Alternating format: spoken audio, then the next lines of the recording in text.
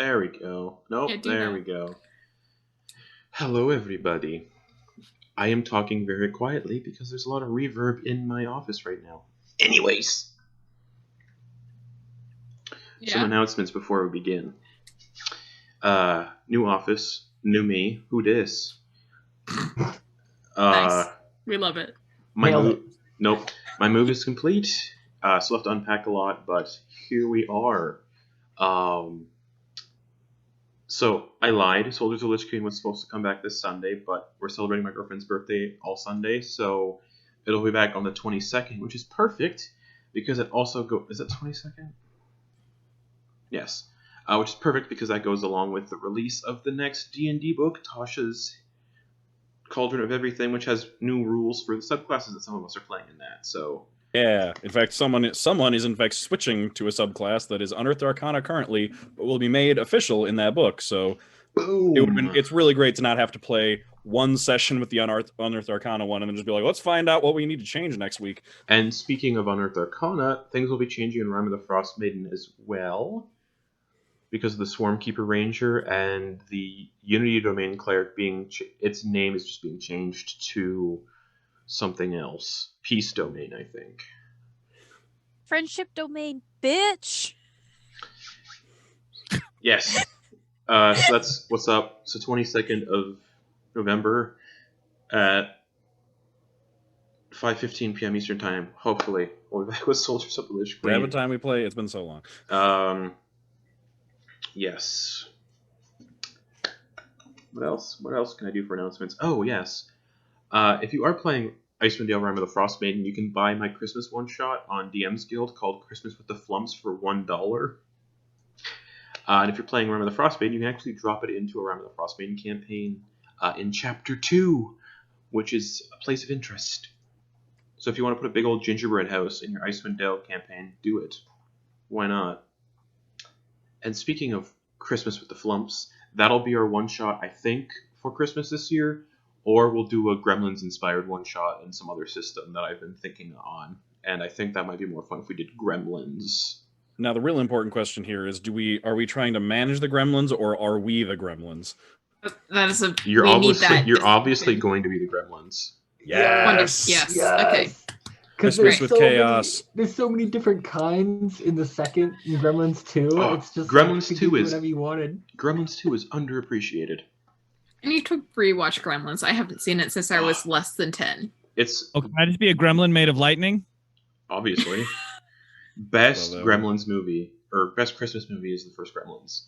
Shocker, haven't seen it either. Oh, it's so good. Speaking of Gremlins, though, last we left off... Oh, actually, recap time. We're back at it again.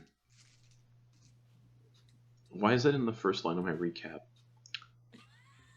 The party wandered around in a tomb. Moving stress. Yeah.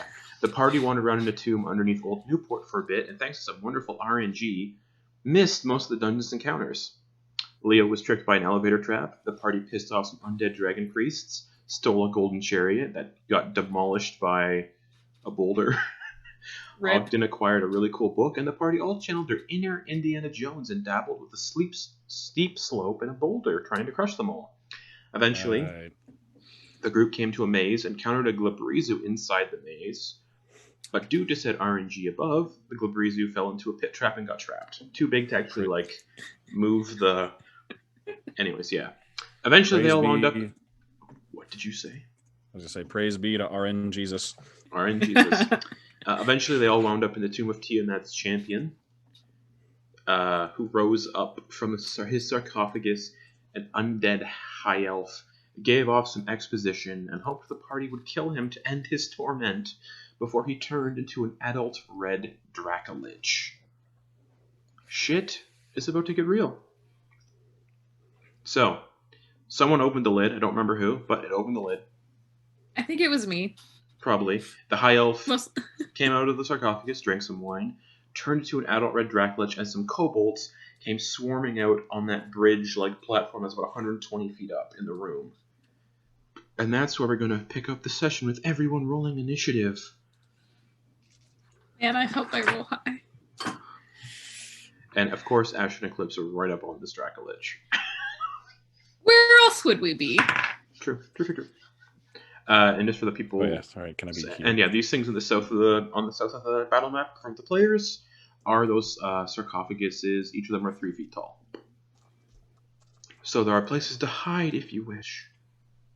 Oh, actually, no, I'm going to be back where I was originally. That was a good spot. I like that. All right. Eclipse, what'd you get for initiative?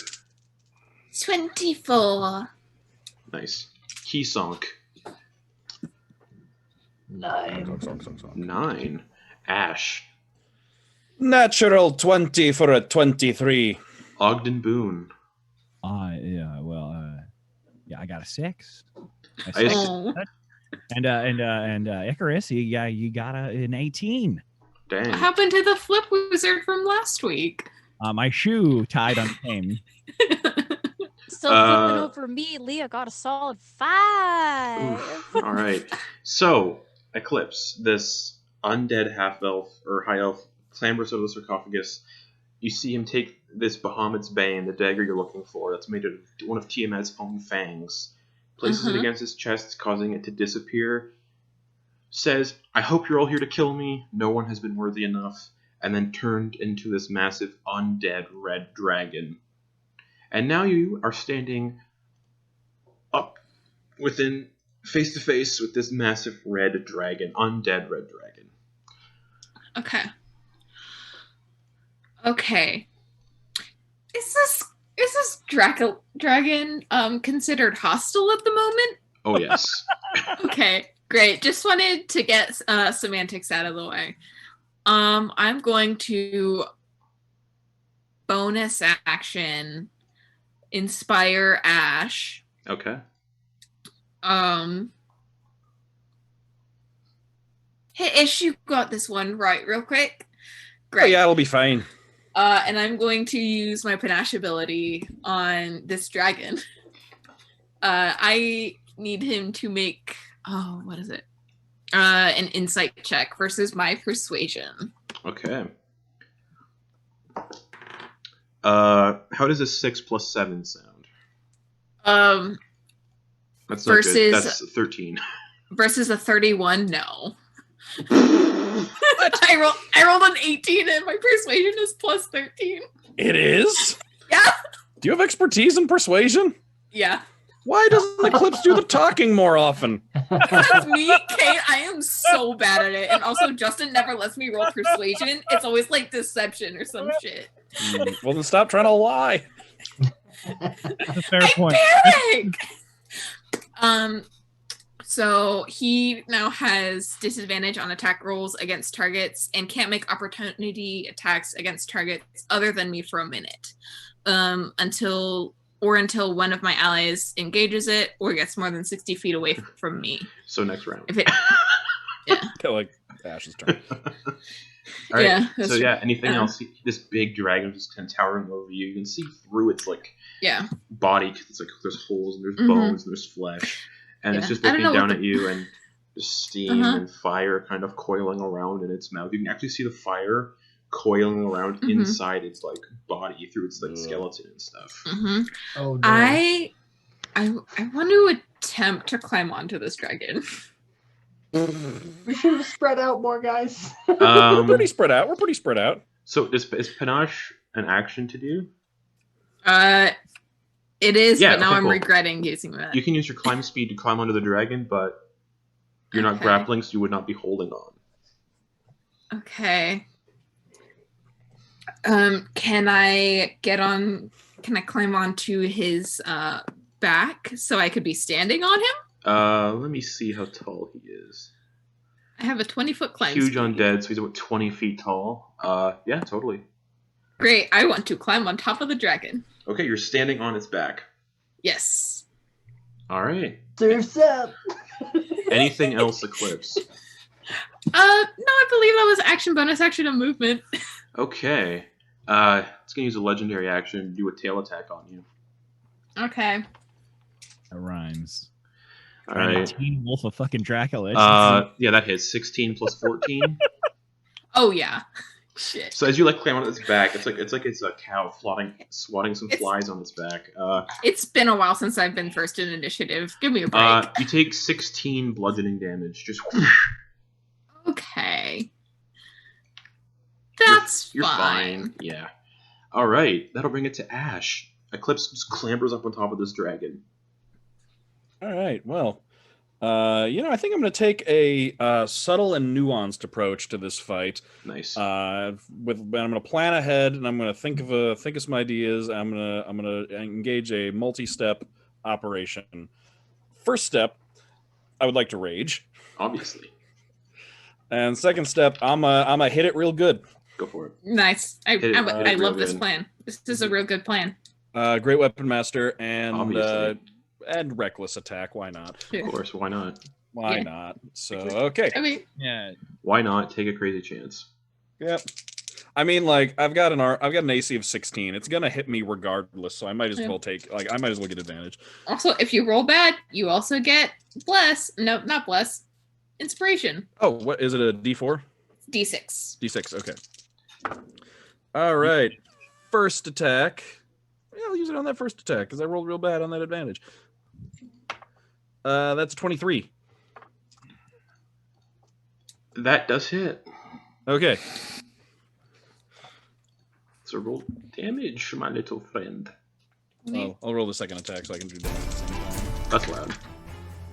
And second attack is 25. That obviously hits. Okay. Then...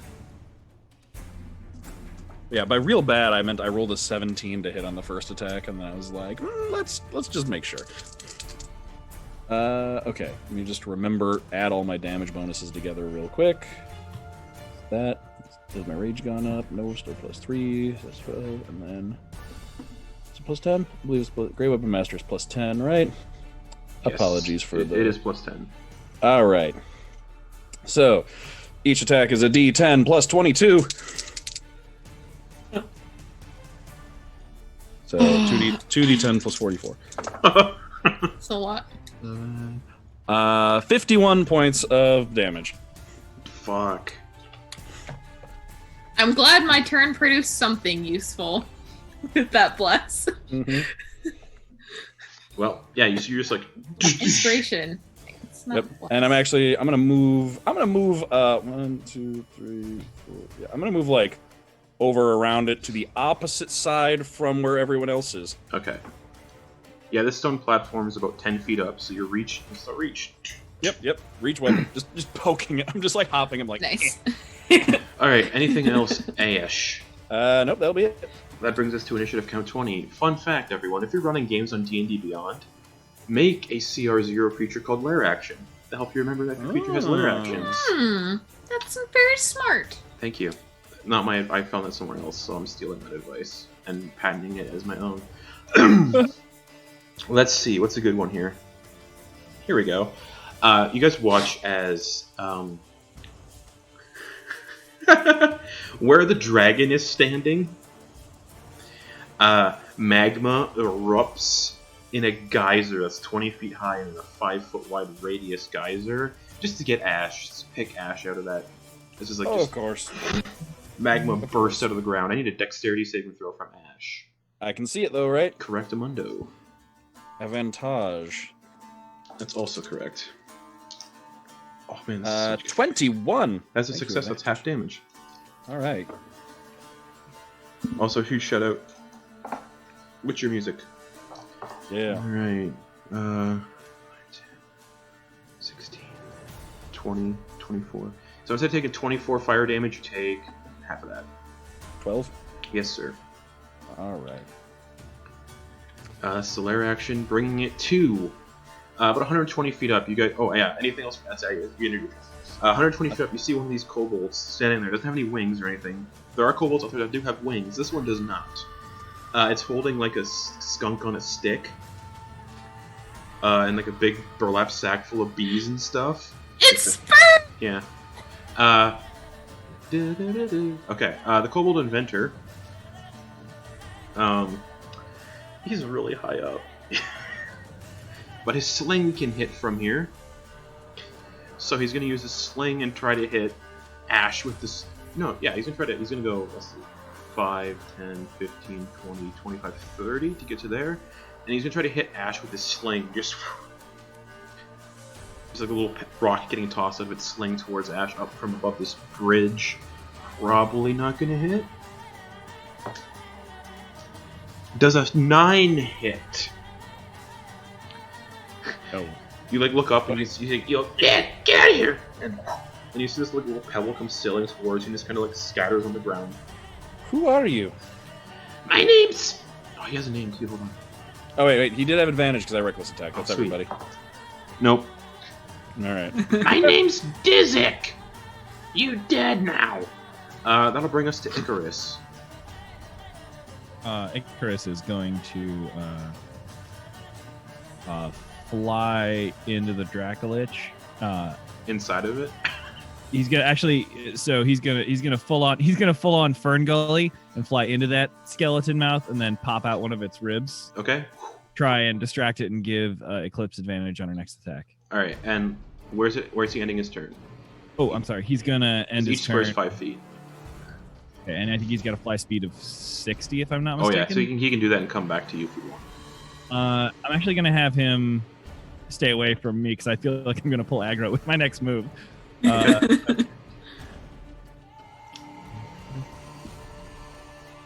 you can control Icarus's tokens, so wherever you want to put them. Oh my gosh! Oh my god! I didn't see my little baby boy. He's so pretty. I'm gonna have him post up, just here to split the difference. Okay. If Cool beans. he can fly there and get to here, All right. So, How high up is he? Do you think? okay, we didn't describe it, but are there rafters? There are not. But there's like rocky outcrops on the walls that go really high up.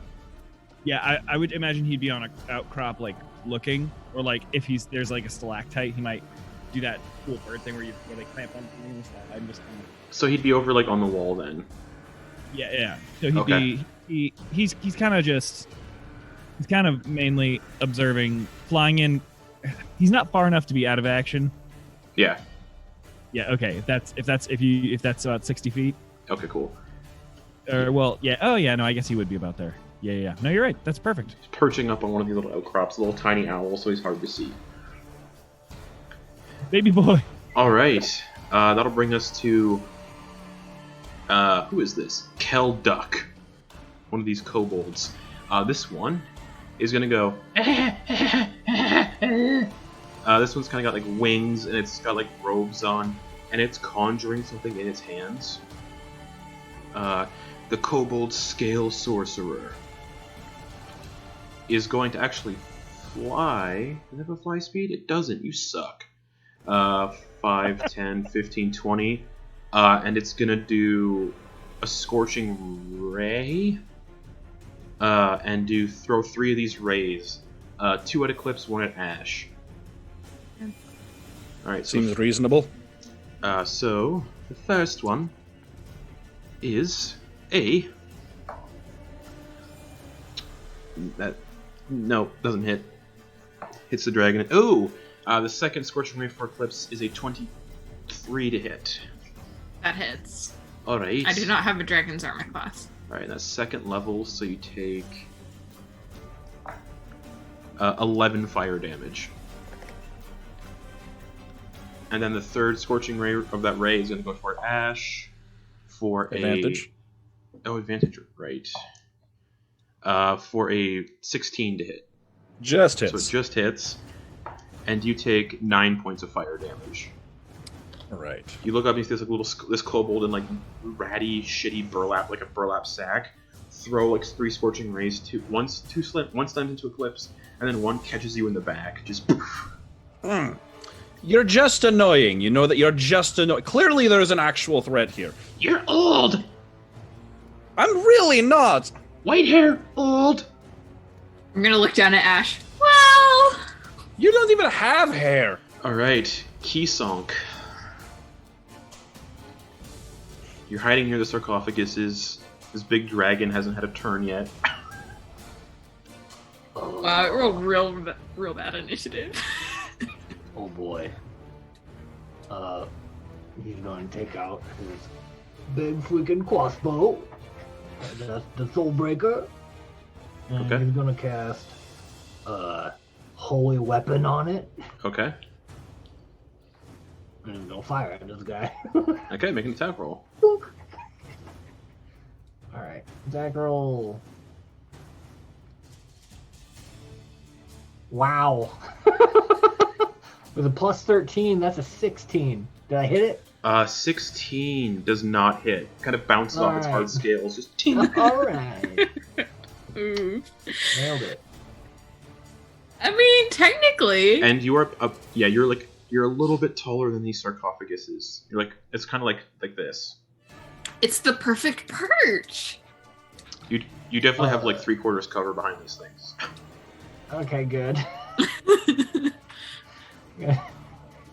Alright, yeah, that's all I'm gonna do then. Okay. I had a couple things I was gonna do, but no, that's it. Alright, that brings it to the Dracolich. Who's gonna... Obviously, breath weapon. In a 60-foot cone. So I need Eclipse. No, Eclipse, you're on the back. Never mind. Yeah. 60-foot My cone. I need Leah. His token. Yeah, I need Leah, I just fell under. Keysonk, and Ogden to make dexterity saving throws. Beans. Oh, I'm in that too? Yeah, you are. Dang. Oh wow, that's a huge cone. 60-foot Yeah, cone. I mean, Oh, so- it's a right, 45. It's a It's 45. a 45-degree angle. Okay, Yeah. not a You 90. could- Oh, no, is it? It is a 90. Just barely Is a it 90. Oh, Yeah. okay. So yeah, dex Because saves me from and Noose have Ogden. 3/4 cover. Does that help us? at Doesn't all not for for this. Okay. No. No, not for AoEs. So yeah, dex saves for Kisonk, Leah, and Eclipse. I need a dice roll. That's too many dice to roll. I don't like that. Oh no. All right, Kisonk, what'd you get? 20. Is that? Did I do my math right? I did do my math. 20. Yeah. That's a fail. Oh, we're fucking dead then, guys. See ya. None of us can. I mean. Excuse us. 72 fire damage. Okay. Breath weapons suck. We should like turn the music off now, because things just got serious. Leo, what'd you get on your dex How much save? damage? 72. One of you's got fire resistance, right? Leo, what'd you get for your dex save? 13. 72 fire damage. Just so everybody's aware, I am now on 1 hit point. And Ogden Boon. I took 72 damage. Okay. I rolled a 16. So Yeah, and I think that holy weapon's gone, so there goes all of those And spell slots. It does not recharge its fire breath, Oh, big fuck. so it's gonna fly up into the air now with Eclipse on its back. Eclipse is gonna be a straight dex save as it flies 80 feet up. Attack of opportunity. Correct. Yeah. I believe that's a 25. Yeah, you're like you're surfing on its back. Great. It's not great weapon master, so it's a 21. 21 hits as it lifts off into the air. Alright. 15 points of damage. All right. That brings it to one of these other little kobolds. He is going to wander over 5, 10, 15, 20, 25, 30.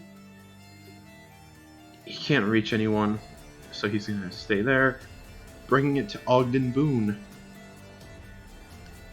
Okay. All right. Cool.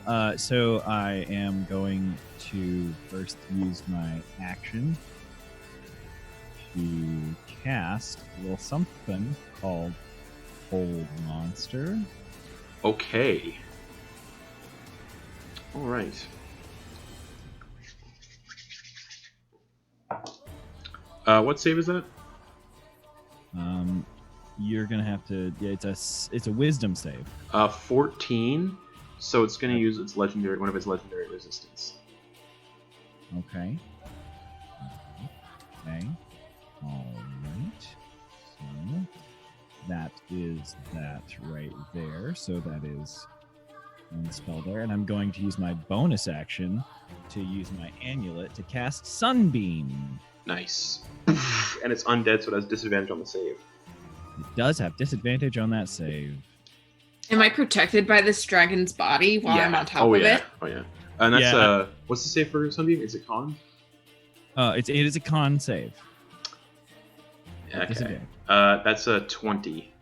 A disadvantage? Dang, good work. So you're gonna do half damage. Yep. It's a big boy, big boy. And it's not blinded either. Yeah, no, so it skips the blinding and it'll get half of 38, which is 19. Flying and blinded would have been a fun combination. All right. Oh yeah. I was hoping, yeah. Not for me. And if Oh. it would really, if full monster would have succeeded, it would have just plummeted out of the sky too. Yes, that was Good thing I know Featherfall. I was gonna say I was hoping to do fall damage and blind, and paralyze it so everyone could just get a couple hits in and then we can run. Anything else, Ogden Boon?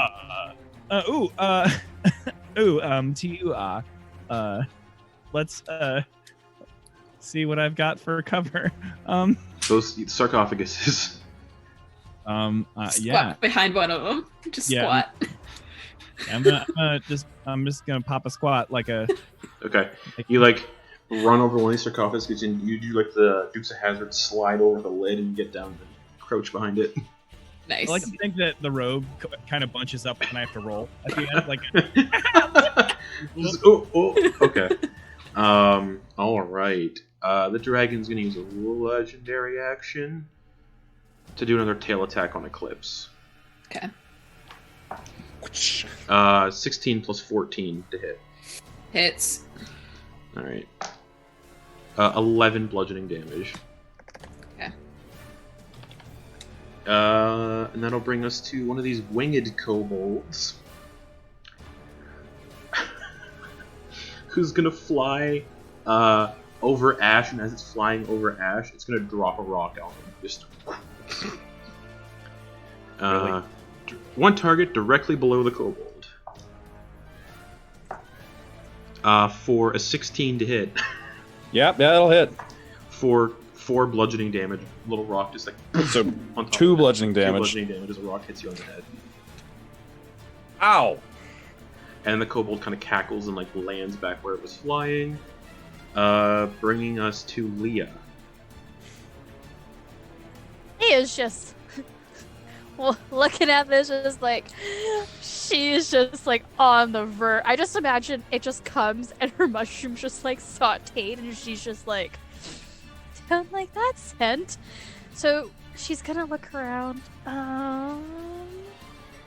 Would you like your mushrooms original style or extra crispy? You look over where Ogden's crouching behind one of the sarcophaguses. He is also in single digits. Oh, Hi. Noose is how also do I looking do pretty the- hurt too, I believe. How do I do the measurement tool thing? It's not accurate because it's not aligned to the grids. Each square is 5 feet. 25, 30, 35, 40, Yeah, 45, 50, it's actually 55. pretty accurate. Oh, is it? Yeah. 60. if you So use your that. Ogden is like 60 feet. He's just in range. Okay. 5, 10, 15. Anybody have an embiggen spell, like enlarge? Enlarge is so good. I wish there are a couple spells that I look back and I Cast go, enlarge on the dragon. Or reduce? Leah's Okay. just gonna look at everybody. And she is just gonna like kind of smack her staff at the bottom of it into the ground, and she's gonna cast Mass Cure Wounds on her Eclipse, Ash, Ogden, 80 feet and up. Keysonk. I'm not in range. Eclipse is You're 80 80 up. feet up. Yeah. Crap. Okay. So Then just Ash, Keysonk, and Ogden.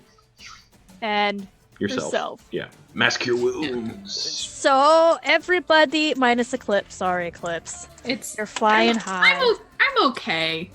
I'm okay for now. Ooh, oh, good. 10, 18, 45,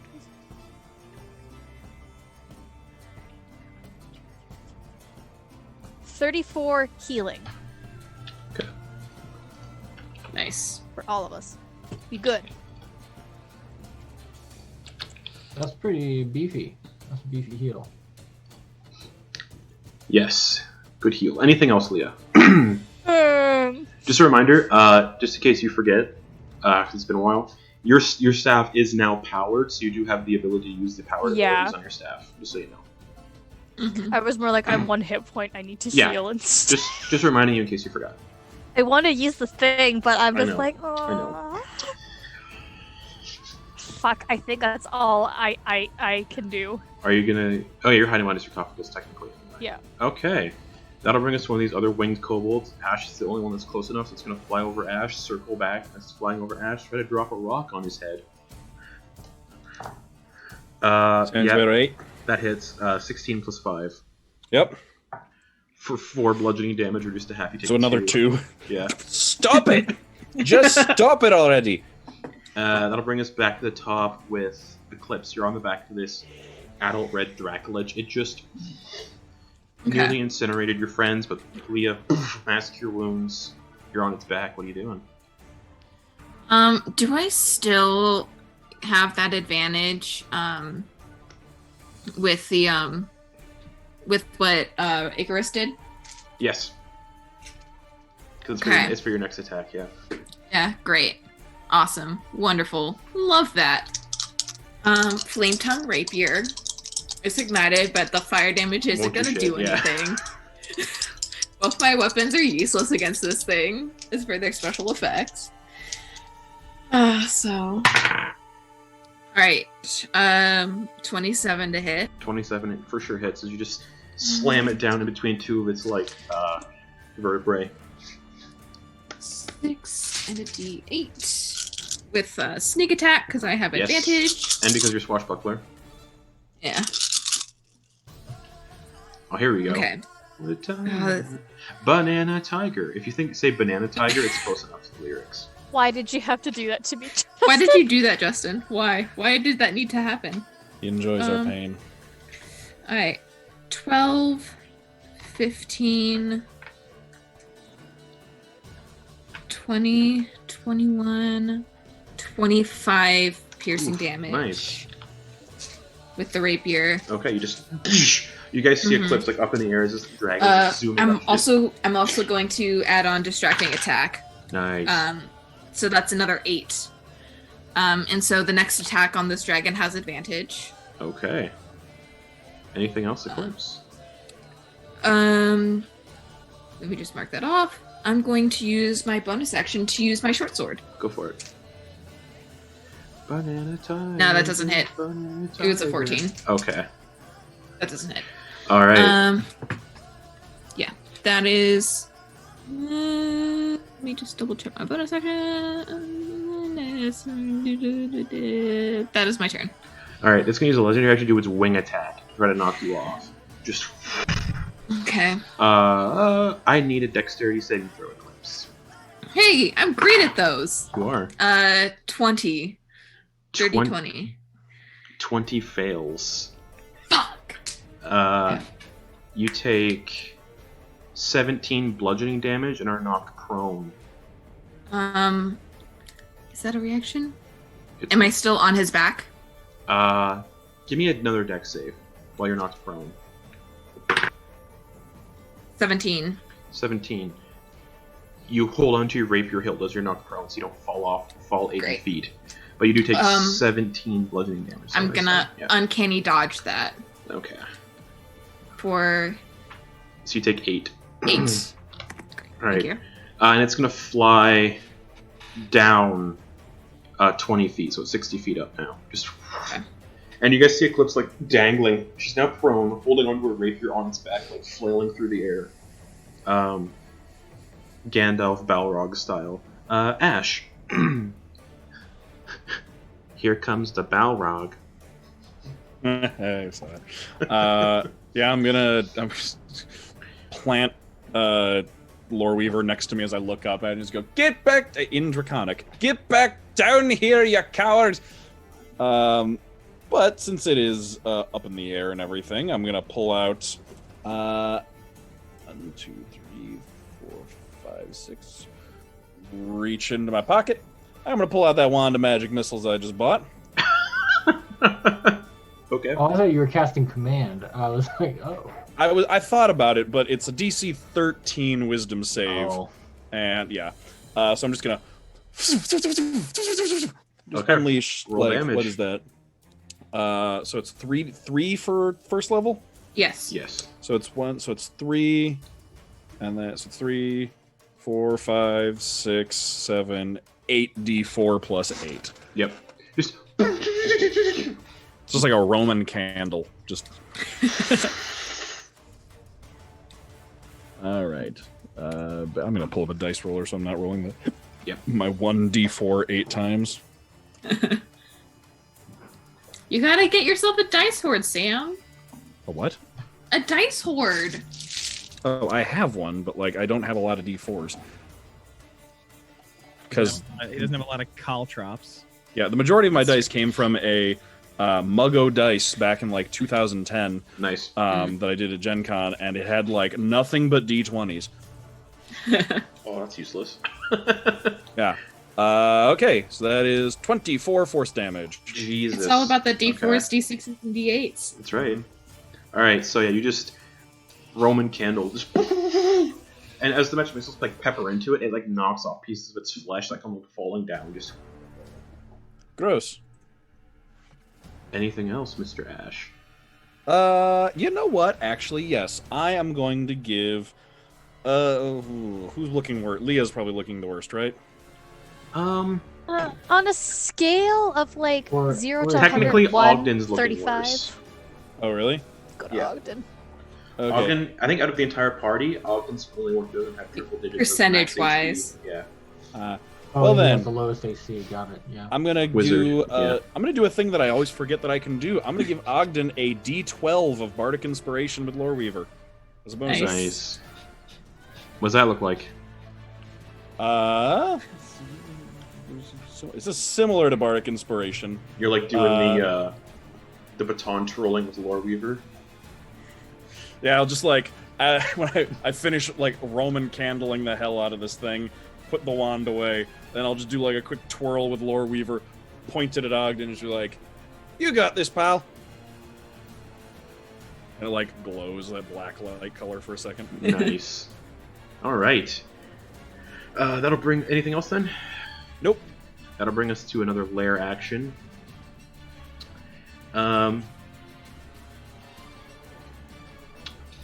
Alright. A tremor shakes throughout the lair. Oh, never mind. That's within 60 feet of the dragon. Oh, it really- wait a minute. Oh. Sorry, I just realized that I hit it last round, which means that any attacks it made would have had, they would have had disadvantage and dealt half damage, which I think was only the tail attack. Yeah. Okay. Alright. It doesn't like Ash right now. So, It's going to look down at Ash, and volcanic gases form a cloud in a 20-foot radius sphere around Ash. So it's lightly obscured. It lasts until the shift count 20 on the next round. You're just covered in this 20-foot radius cloud of gas. did you just fart on me? Yes! You're disgusting. Thank you. Alright, that'll bring us to one of the kobold inventors. Not a Justin fight until there's bodily expulsion. Sure. Yeah. Man, I should not have put the kobold inventors this high up. They can't do anything. It's just gonna try to throw use its sling on. You know what? Yeah, Wait. Ash. What's the range increment on a sling, really quick? 30/120. Oh, it is actually 120 feet. Yeah, so it's gonna try to get Ash with the sling again. Okay. Nope. Oh, so it has disadvantage. Yep. So just Okay. ting, ting, ting, bounces on the floor. Haha. Oh, and I'm obscured. All right. He just Icarus. gave me cover. He has like triple disadvantage. Yeah, Icarus, it's your turn. I mean, how close am I? Am I close enough? I don't know if I'm close enough to. I'm gonna. Oh no, there's no. I think I was reading, and I don't think this is a thing. I was going to ask if there's a way to like give aid to. Sorry, I'm saying the wrong words. It doesn't matter. So I'm gonna have Icarus just fly down to one of the sarcophagi. Okay, which one? The one to the right of me. Sorry, my screen is being ridiculous, and All right. I can't figure out how to make my thing smaller so I can see other screens. It's okay. So, it flies that- down to the sarcophagus beside Mr. Boon. Yeah, it's reasonably distant away from me, so he doesn't get hurt. If anything comes at me, if a 60-foot, I'd rather be on the edge of a 60-foot and save Icarus than for him to be too close to me. Okay, because the next sarcophagus next to you is 5 feet away. Okay, I'll take that one. Yeah, perfect. Okay, so he lands on it. Perfect. That's all he's gonna do. He's gonna post up there. Okay, that'll bring us back to the scale sorcerer. Man.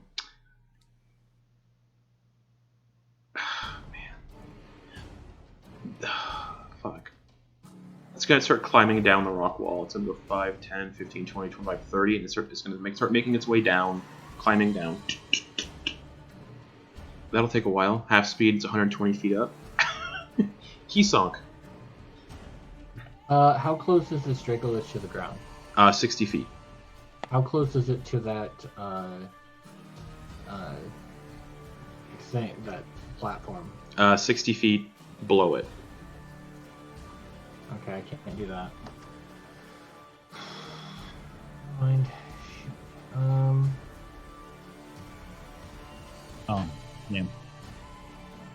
Trying to use some vertical space here, but that's not gonna work.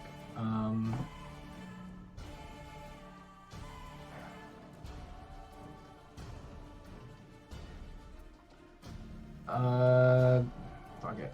For my action, I'm just going to turn into a Drider. Okay, so you use the crown and turn into a Drider. Yeah.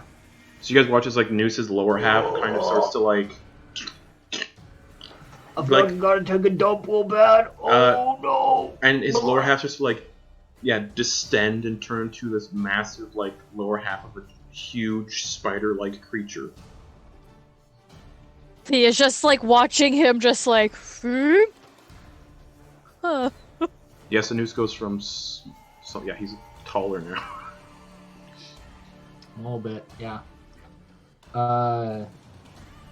Yeah. I don't think that really does anything, except it gives me it gives me some of the abilities that they have. You get all of its abilities, and you retain all of the class stuff too. So whatever a Drider can do, you can do. Alright. Cool. So free spider climb, basically free like. Yeah. You're a goblin spider. Yeah. Are we just talking about gremlins too? Yeah, we were. Yeah. Spider gremlin. Gosh. Nightmare fuel. Yeah, I guess Noose will head over here. Okay. With his movement, and I don't think I can really do anything smart with a bonus action yet. Okay. So that'll be it. Alrighty, that'll bring us to the Dracolich, who is going to land back on the ground. Ash is obscured, so yeah. Is it like? Can I wait? Where did it? Is it landing right next to me again? Yeah. Can I see it as it lands? It's lightly obscured, so you can kind of just make out its. So it's actually with disadvantage, essentially. Okay, because I have Polearm Master, which means that if it enters my... It enters your space, so... It enters my reach, I can make an attack of opportunity. Yep, with disadvantage. Yeah. Disadvantage? What is that? Increased advantage. Wow, it's a 16 and a natural 20, so that's going to be a 30 to hit. 30 hits. Welcome back. Have 19 damage. Okay. It is now in double digits. It is going to land and Frightful Presence as part of its multi-attack. Oh, can't see because it's in the... Oh, it's a 20-foot radius thing, so it's actually like...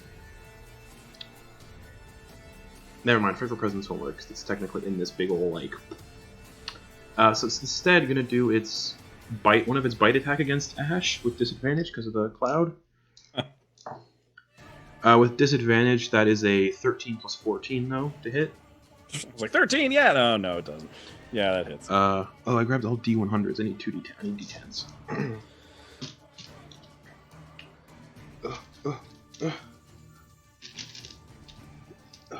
Which one's a D10? Where's a D10? There we go.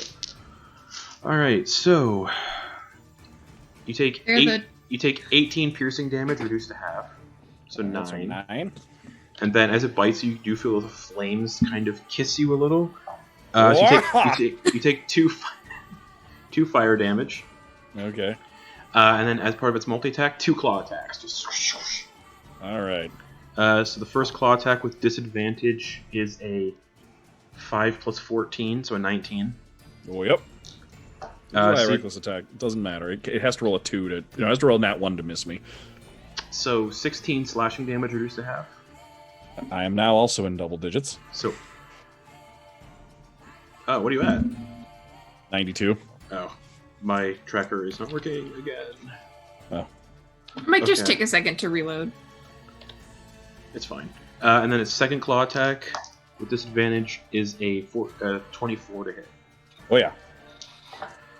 For 18 slashing damage reduced to half. So. All right. And it's going to end its turn on the ground in front of Ash, bringing it to one of these kobold adventurers, who is just going to 5, 10, 15, 20... Oh, wrong one. Nope, 5, 10, 15, 20, 25, 30. He's also going to start climbing down to be more useful. Bringing it to Mr. Ogden Boon. All right, so Ogden Boon is going to... There's a massive 20-foot radius sphere around the dragon and Ash, so technically they're lightly obscured, so all attacks are with disadvantage. And Eclipse is on its back. Mm-hmm. So Eclipse is also in the 20-foot radius sphere of gas. Would I have disadvantage because I'm literally standing on my target? Yes. Alright. You can't see what you're stabbing. You don't know what's armor plating and bone and what's soft squishy bits. Alright. I guess that's But fair. yes, Mr. Ogden Boon, what are you doing? I'm gonna cast a sunbeam again. I'm gonna pull another mode of light into it. Throw it right in there. Alright, con save. It's a con save. 18. 18 passes, so it'll take half. Yep. Half Just- of that. Pierces through the poison gas bubble, and you definitely hit dragon. I hit dragon. Dragon. Baby dragon. Oh shit! He's and it not a baby dragon. recharges its fire breath. 1,000 dragon. Yucko. Half of 27, which is 14, I believe. Yep. If we're rounding up. Spread out! All right. Anything else, And Mr. Boon? Yeah, I'm just gonna. I'll move my little toucan. My little toucan. You're a little toucan. Yeah, my little. Hey, we're all stealing my accent. What are we doing here? I'm gonna move. Copyrighted. Shut up, Ash. Where are you moving? I'm gonna move right here if that's cool with you. Right out in the open. All right. Yeah. No, Cool. I know. All right. I know who I do. All right. That'll bring it. You know what?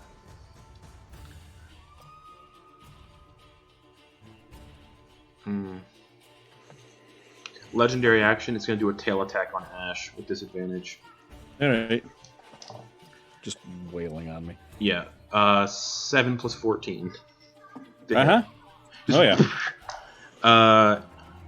17 bludgeoning damage reduced to half. So, 8. Yes. Just taking all these big hits. Mm-hmm. Alright. That'll bring it to one of these winged kobolds. Who also can't see that well right now because of that stupid poison bubble I put up. It is going to fly 30 feet. 5, 10, 15, 20, 25, 30. And just kind of hover in the air around near Spider Noose, but not too close enough to do anything. Leah. The dragon is on the ground in this huge radius sphere of poison. So it's lightly obscured, so attacks have disadvantage. So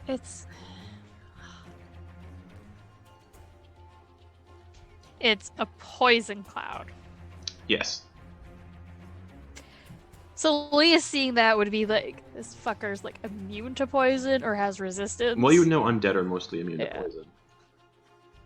And you would know what's Leah's shit necrotic and poison damage. Poison is one of the most commonly resisted damage types. Yeah. Everything's immune or resistant to poison. Yeah. Love necrotic. Necrotic's rare. Force is the only one that I think nothing is resistant to. Mm-hmm. Except for Yeah. a shield spell. Well, Force, not Magic Missile. That's true. Like, anything else that does Force damage. So what are you doing, Leo? Very few things are resistant to Thunder. And when I was looking at this thing, were there any like little like metal bits on No. this fucker? No. Fucking shitty. Oh, and the Eclipse is on. Yeah, whatever that was metal was on this tile, fully transformed as per transformation spells, becomes part of the creature. Mm-hmm. Fuck. The dragon's looking hurt though, so It's that helps. looking. Why do I love necrotic shit so much? Well, you know It's undead for are the aesthetic. some undead are immune, some are resistant. It is for the aesthetic. Hopefully we don't die from this. Fuck it. She's just gonna cast a blight at the 5th level. Okay. Con save, please. Oh yeah. Boom. Advantage because of magic resistance. Does it have magic resistance? I don't want to roll that. Yes, it does. Okay. 21. Fuck. It's So half damage, but since it's resistant to damage. necrotic, it has that. So has that, but it's something. It is Exactly. something. Okay, so 19, 20, 21, 15, 16, 17, 18, 19, 20, 21, 22, 23, 24, 25, 26, 27, 28, 29. I need 9 of them. 5, 6, 7, 29, 30, 31, 32, 33, Mortal enemy of Donald Trump. 53 halved, 22, 21. 26. 21. So 13. Fuck my life. 13. Thanks. Thank you, math teacher Sam. All right, so yeah, you, and just kind of like shrugs it off. Anything else, Leah? Nope. Just kind of looking at Noose is just kind of like, ah, shit. Okay. Yeah, I'm not doing nothing. Yeah, Noose is like climbing up. All right. Oh no, I don't want to do that. Okay. That'll bring it to the final winged kobold with its big ol' 7 hit points. It's gonna fly over Ash and then perch back up and try to drop a rock on Ash again with disadvantage. Disadvantage, you can't see me. Yeah, nah. Miss.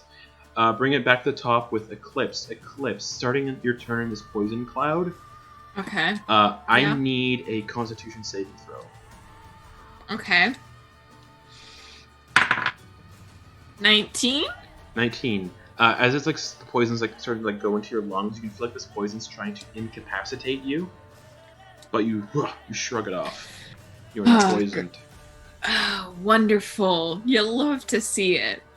You do that cat yakking thing. That's Terrible. No, I'm good. I would like to stand back up on top of the dragon's back. Okay, so half your speed to stand up And I would like to stab him again. with disadvantage because of the poison cloud. Oh, So but no sneak attack. So no sneak no! attack.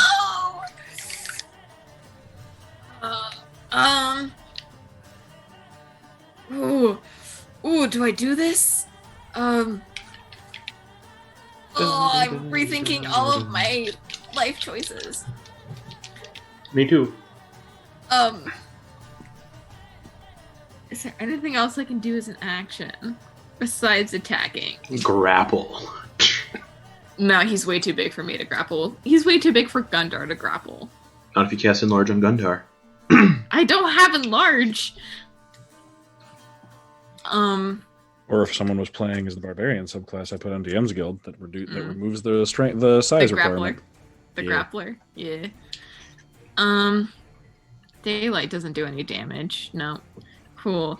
And I don't have any damaging spells as a bard because I thought I was going to be able to get good at just stabbing things all the time.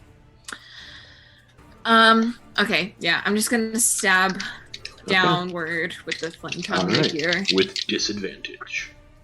Disadvantage. You call this downward stabbing cat? Yeah. That's a dirty 20. Dirty 20 hits. Okay. You feel like 20 hits, you feel guys. like you're not just doing it, but you're just doing it. If that makes sense. Okay. So its AC is not 20, but you're piercing through it. Okay. Sweet. 8d8 plus 5. There's resistance there, but you go through. Okay. And that is a... Can I please remember how to do math? 7 piercing damage. Okay. And bonus action, Bardic Inspiration You on... have to be able to see them for Bardic Inspiration. Oh, am I too far into the cloud to see anybody outside of the cloud? Lightly obscured is different than heavily obscured. 1 sec. Because I believe it's a creature that can hear me. Oh. I don't have to be able to see them. They have to be able to hear me. Yeah. Oh, okay. my Cool. God. Then in that case, I'm gonna Bardic Inspiration Ash again. Okay. And say, Move your token! Just yells in Scottish at Ash. Yeah, yells in Scottish accent, yes. You're stealing my thing. Anything else, Eclipse? The dragon's just like, just kill me, please. This is my affected accent. We're doing our best! I can't get out of a Scottish accent. Okay. Anything else? No, that is my turn. Alright, that'll bring it to Ash. Ash, Constitution saving throw. Ish. All right. From the poison Constitution cloud. saving throw, you say? Yes.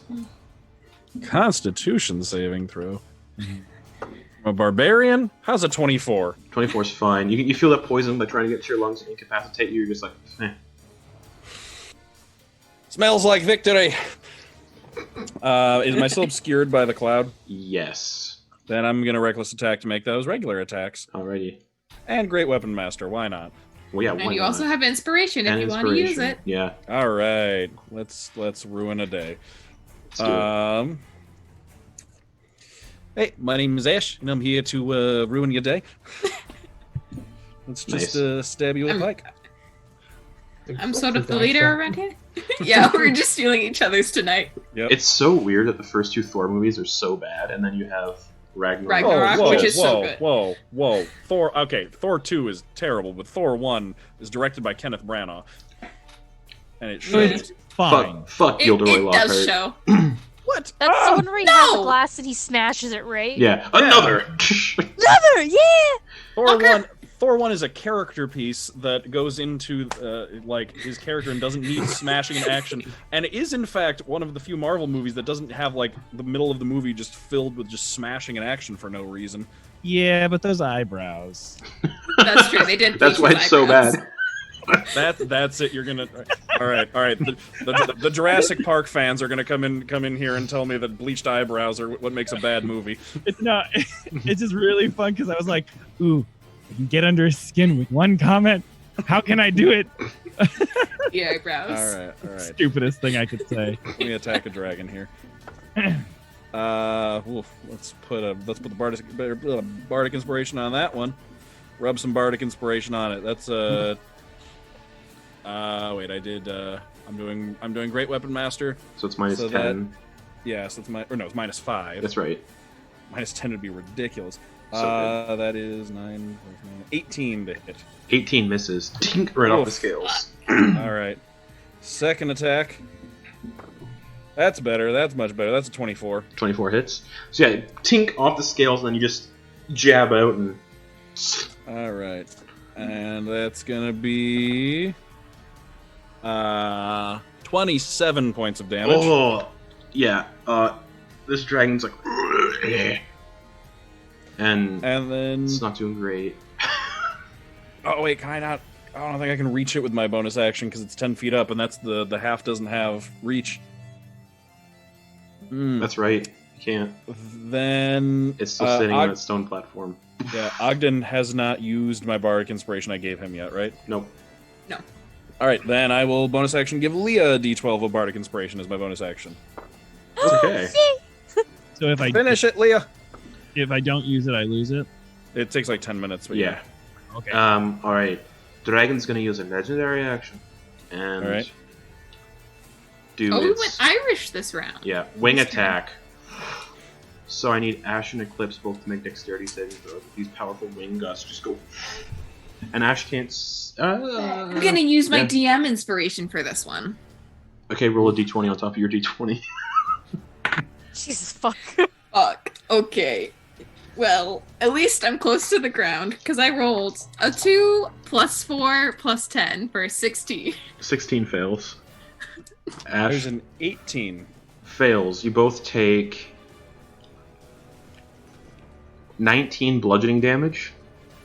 Uncanny dodge. All right, and you're both knocked prone, so you both have a 19. Well, you take 19. Okay, so 8. So Am I still on his back? Yeah, make a dex save if you want to. Yeah. Damage. That's another 2, so no. Now you slide off his back, and he's 20 Okay. feet tall, so you take. I gotta use my reaction. So you fall off, and you take 6 bludgeoning damage. Okay. So Okay. Alright. Come on. Alright. And then... There we go. Alright. And then it's gonna fly... up 40 feet. Oh, I already used my reaction. Up 40 feet. Damn it! Out of the poison cloud, 40 feet. Have I used my reaction? No. But you're prone, Alright. so it's a disadvantage. I can't see it. It's disadvantage disadvantage anyway. All right, and let me just check if reckless attack. So it's going from off the on the ground to 40 feet up. Oh, it's this turn, not this round. Okay, so I do have disadvantage here, but no great weapon master, so I get that 5 back. Well, no, that's an 18. 18 misses. Yep, And it's it's an up 18 and a 4. So yeah, it's gonna fly up, and it's actually gonna fly over here. 40 feet up in the air, just hovering over Ogden, essentially. And that'll bring us to the lair action, so that poison cloud goes away. So Ash and Eclipse, you guys can see each other prone next to each other. And then the next lair action that happens is... Yeah. It's going to look at Leah, and magma erupts in a 20-foot high, 5-foot radius geyser around Leah. Leah, I need a dexterity saving throw. As fire just... lava explodes all around you. This is not my element.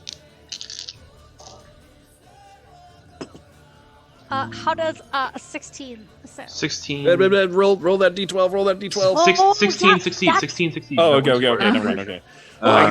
The numbers are all over the place for this thing. Yeah, You're like a lair 20 actions are generally pretty low for DCs. Okay. It's like some of these things are like 7. 20 DC fails. Some of these things are like 16. You're fine. Yeah. So instead of taking 21 fire damage, you take 11. Okay, we good. We hot. We good. All right. That'll your bring mushroom us... can- Another continue. mushrooms. You just the scent of umami fills the air. Nice. Puppy! That'll bring us to one of these kobold adventurers who can see Ash prone on the ground. It's just gonna try to sling Ash with another sling. Disadvantage because I'm prone. Exactly. Okay, I rolled decent. 19 to hit. Yeah. With 15 disadvantage? 15 plus 4. Oh. You take 4 plus 2 bludgeoning damage, so you take 6 bludgeoning damage, just have to take 3. 3. Just like pelts off your forehead, just... Icarus. Wait, did we skip Ogden? But no, we're still Nope. way back at the top. Nice. So Icarus is going to fly and give advantage to fly. Give advantage. Wait, did Eclipse fall off? Yeah, I Eclipse fell and Ash off. are both prone over there. Actually, Ash prone can't see Eclipse because Eclipse is up on that stone platform. Yeah. I'm gonna hedge my bets, and I'm gonna say that Eclipse will be the one who gets the final kill on this. I'm gonna give Eclipse advantage. I think Okay, so she's gonna- Icarus just... Yeah, and he's gonna. In light of that, can I ask a question? It will relate to my next turn, but can I ask it now? Yep. So I have this pistol. Okay. Can we say that I've had a single bullet loaded in it, a la Captain Jack Sparrow, for like the past few Sure. weeks? Yeah, sure. Great. Cool. Great. So, This shot was not meant for you. so what's Icarus doing? He's giving advantage to. Okay, Eclipse. Alright. That'll bring us to the Scale Sorcerer, then, who is currently making his way down the rock wall. So half movement speed, he's going to climb down 15 feet. And he sees this like giant spider goblin monstrosity kind of near him. He's like, ah! And he's going to try to hold on with one hand and do 3 scorching rays at Noose. Yeah. Big spider thing, kobolds, Underdark, they don't like spiders. Makes sense. I'm not concentrating on anything, so fire away. So the first one to hit is an 8. Alright. Second one to hit is a 9. Third one to hit is a 14. All 3 just on the wall around you. It's like, ah, ah, ah. And it uses all of its movement speed to climb down 15 feet, bringing it to Keysong. Goblin spider. Cool. And you said this Dracolich was 40 feet off the ground? Yep, 40 feet off the ground and hovering near Ogden.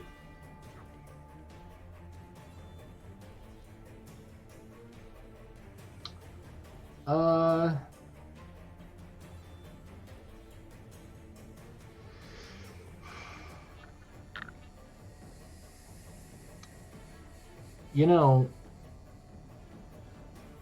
I'm gonna read something real quick.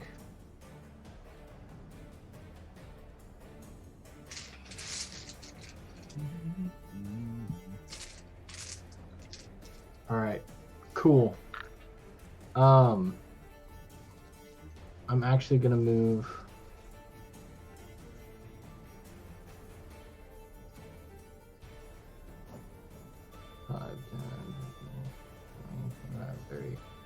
Move 30 feet closer to that Dracolich. Okay. And I'm gonna cast Web on it. Dex save. Okay. Make it fall to the ground. Yep. 24.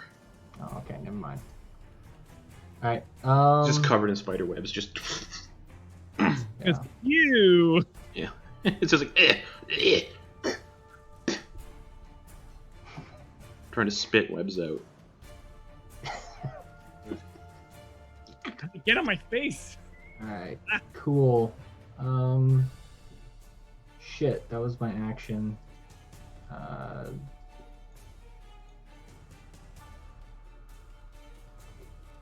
I mean, might as well go for something so that I do something this battle. I'm gonna do,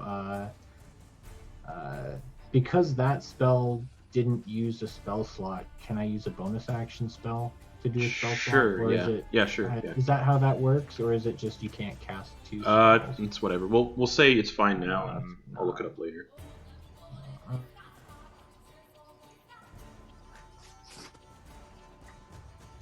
No, I don't wanna push it because that does sound a little finicky. Yeah, I'm just gonna end my turn. That's Okay. it. Sorry. That'll bring it to the Dracolich. So.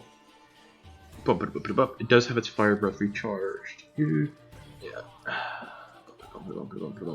Oh no. Yeah. It's gonna go land on the. It's gonna go fly over here. Land and then do its fire breath in a 60-foot cone. So that ashes out of it. So I need Eclipse, News, Leah, and Ogden to make dexterity saving throws. Oh, you're going like this. Yeah. Okay. Yikes. Remember, some of you have DM inspiration that you haven't used yet. Oh yeah.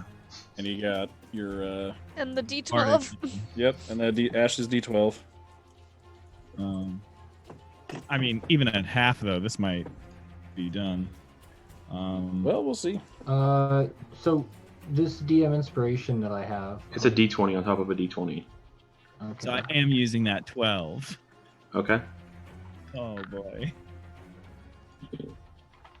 Okay. All right, everybody. All right, Ogden, what'd you get? I got a real stout 28. In total. 28 succeeds. That's half damage. Oh, So okay. Ogden, you take 32 fire damage. You. Go. Leah, what'd you get? Thank you. So I don't think rolling DM inspiration would be a very good thing to do right now. What'd you I get? rolled my D20 like mine. I Yeah. rolled the bardic inspiration. Okay. I got an 8. Oh, So knowing a 20 is a fail, I would have to roll like a 17 or higher on the DM inspiration. also, how much health do you have? 24. half damage is 32 anyway. Yeah. So you take Save it for a death save. Leah, you take 65 fire damage and you're unconscious. Wait, I don't have to roll anything for that, right? No. Key sunk. I rolled a 16, and then I rolled the DM inspiration and rolled a 4, so 20, which was my last one, which is fail. Yeah, so Whoa. 65 fire damage. Oh! And it does not recharge its fire breath, bringing us to Kobold Inventor, who's going to throw another sling at Ash. Disadvantage. Seriously? Natural 1.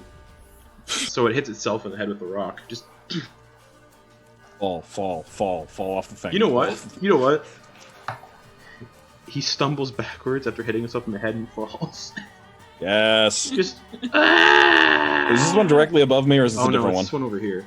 Ah, damn. If it was the one directly above me, it would enter my reach. I was just gonna prop up the pike so it landed on it. So it falls 100. So it takes 5 bludgeoning damage from that. For 120 feet? No, it from takes hitting five- itself with a sling. Okay, I'm okay. rolling a natural one to do that, and then it falls 120 feet, so it takes 12d6, I was about to say, I was like, how? and it just lands with a That's not splat on the ground.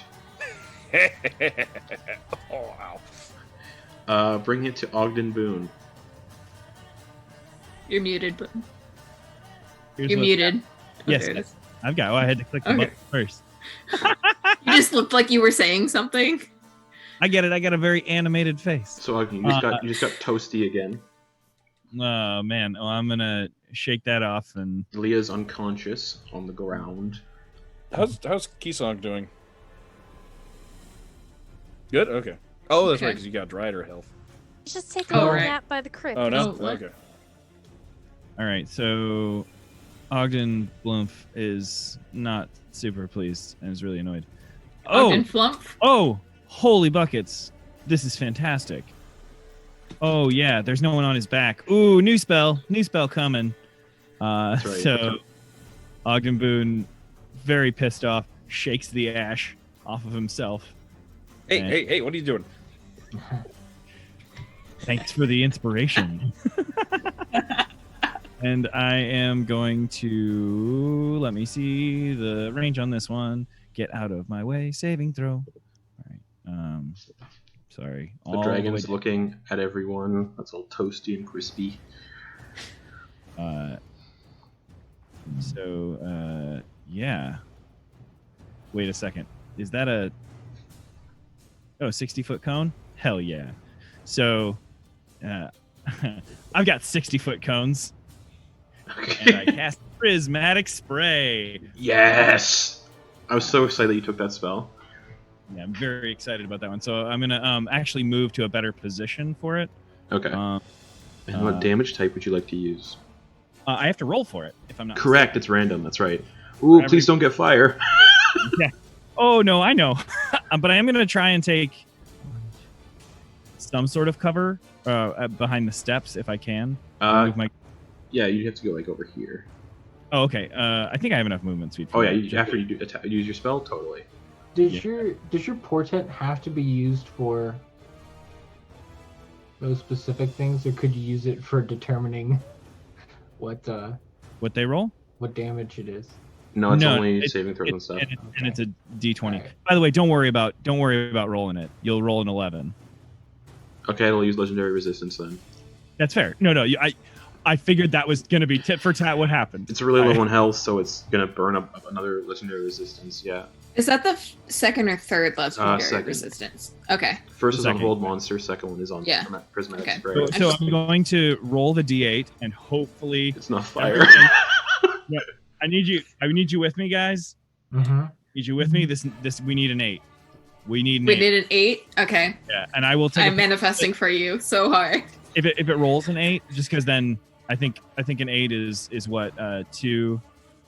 I get 2 rays, and then those are random. So yeah, all right. So here we go. If it rolls an 8, I will take a picture and I will show you, or I'll have Garrett come verify because he's just in the next. I believe you. It's all good. Hard the cards. Yes. Okay, so let's see. Okay, Something tells me it wasn't an 8. No. Constitution saving throw at the end of each turn. I was about to get my quartz out and be like, ah! Manifest! I have prismatic spray pulled up. So. Okay, sorry. So I rolled a 6, so it's an indigo. Yep. So it's on a failed save, it's restrained, but because it uses legendary resistance, it succeeds on the save. So it succeeds on the save. So it's not restrained. Does it have to succeed 3 times then? On a failed save, the target is restrained. No, because it succeeded on the save. Oh, okay. So that one's just done. Yep. Dang, ding, dang. Well. Well, that's all of its resistances. It's got one more. No, it started with that one. Anything else, Mr. Anything else, Mr. Bloom? I'm going to try hiding by the steps. Is all for me because that's all I got. And okay, so you scurry over to the steps. Yeah, just a quick little step scurry. Damn it! Okay. Darn it! Ding dang! I thought, oh man, I was gonna be a big man with big dreams. All right, that'll go to one of the. You know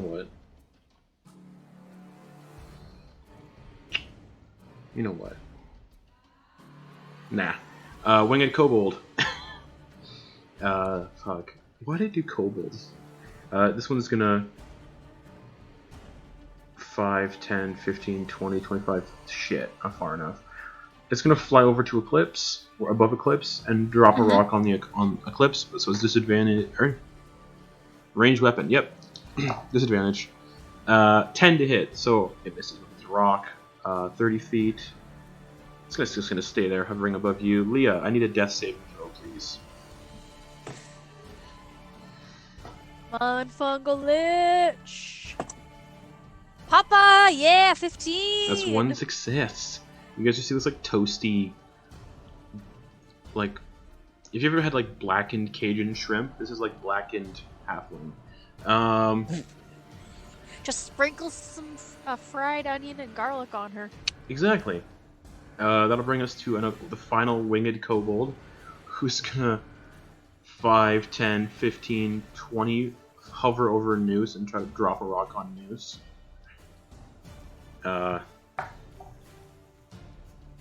Yeah, 16 plus 5 hits for 7 bludgeoning damage. A rock just like drops on your head. Just.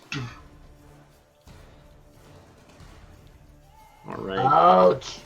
The heck?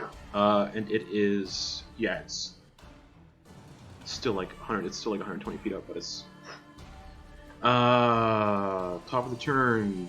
Eclipse. Is the dragon on the ground? It is still.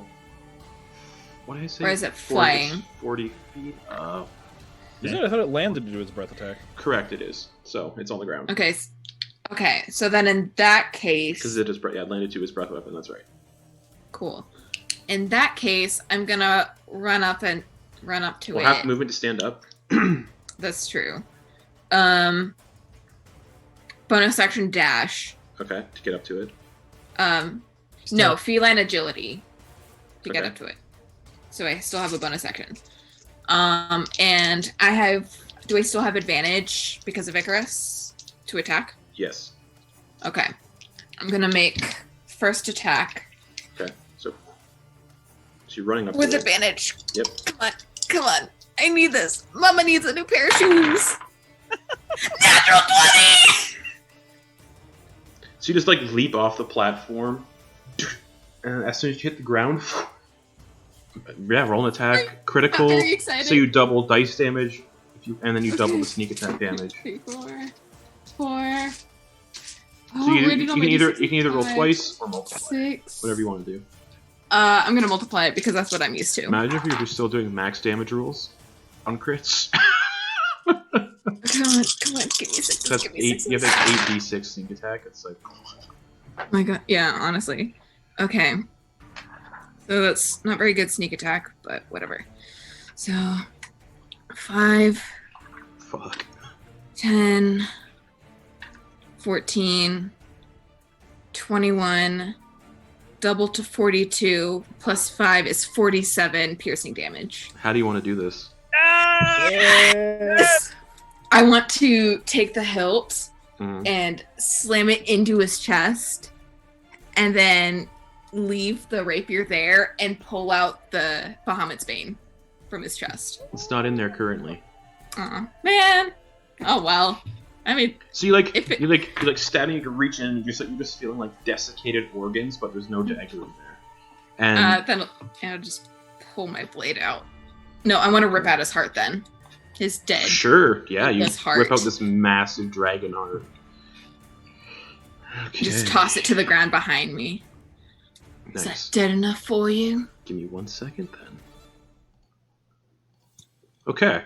So you guys watch as Eclipse just does this, and as you deal with the killing blow to the dragon, the kobolds all scatter. Like, okay, bye. And I need to pull up a certain note here. Bear with me.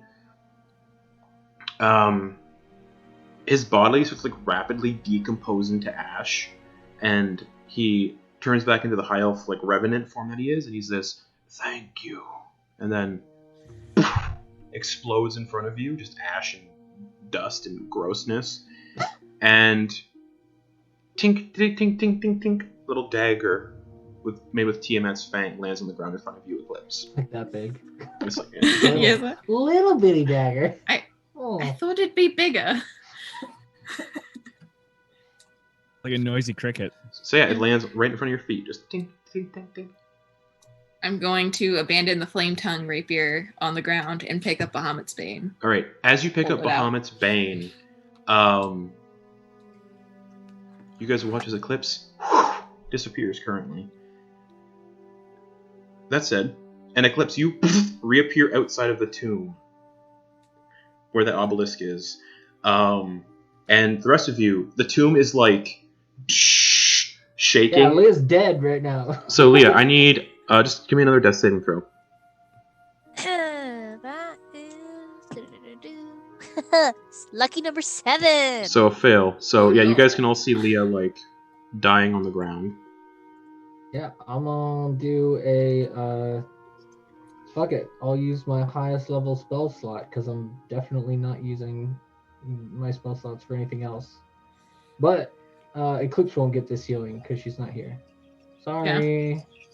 Hey, it's fine. I got the killing blow on something. I'm good. Mass Cure Wounds. Okay. So yeah, roll that, and then I'll deal with what's happening with Eclipse right now. So you guys are like all in this tomb, and it's like shaking, and the kobolds are like, "You guys gotta get out of here! It's going back to the Nine Hells!" And Eclipse,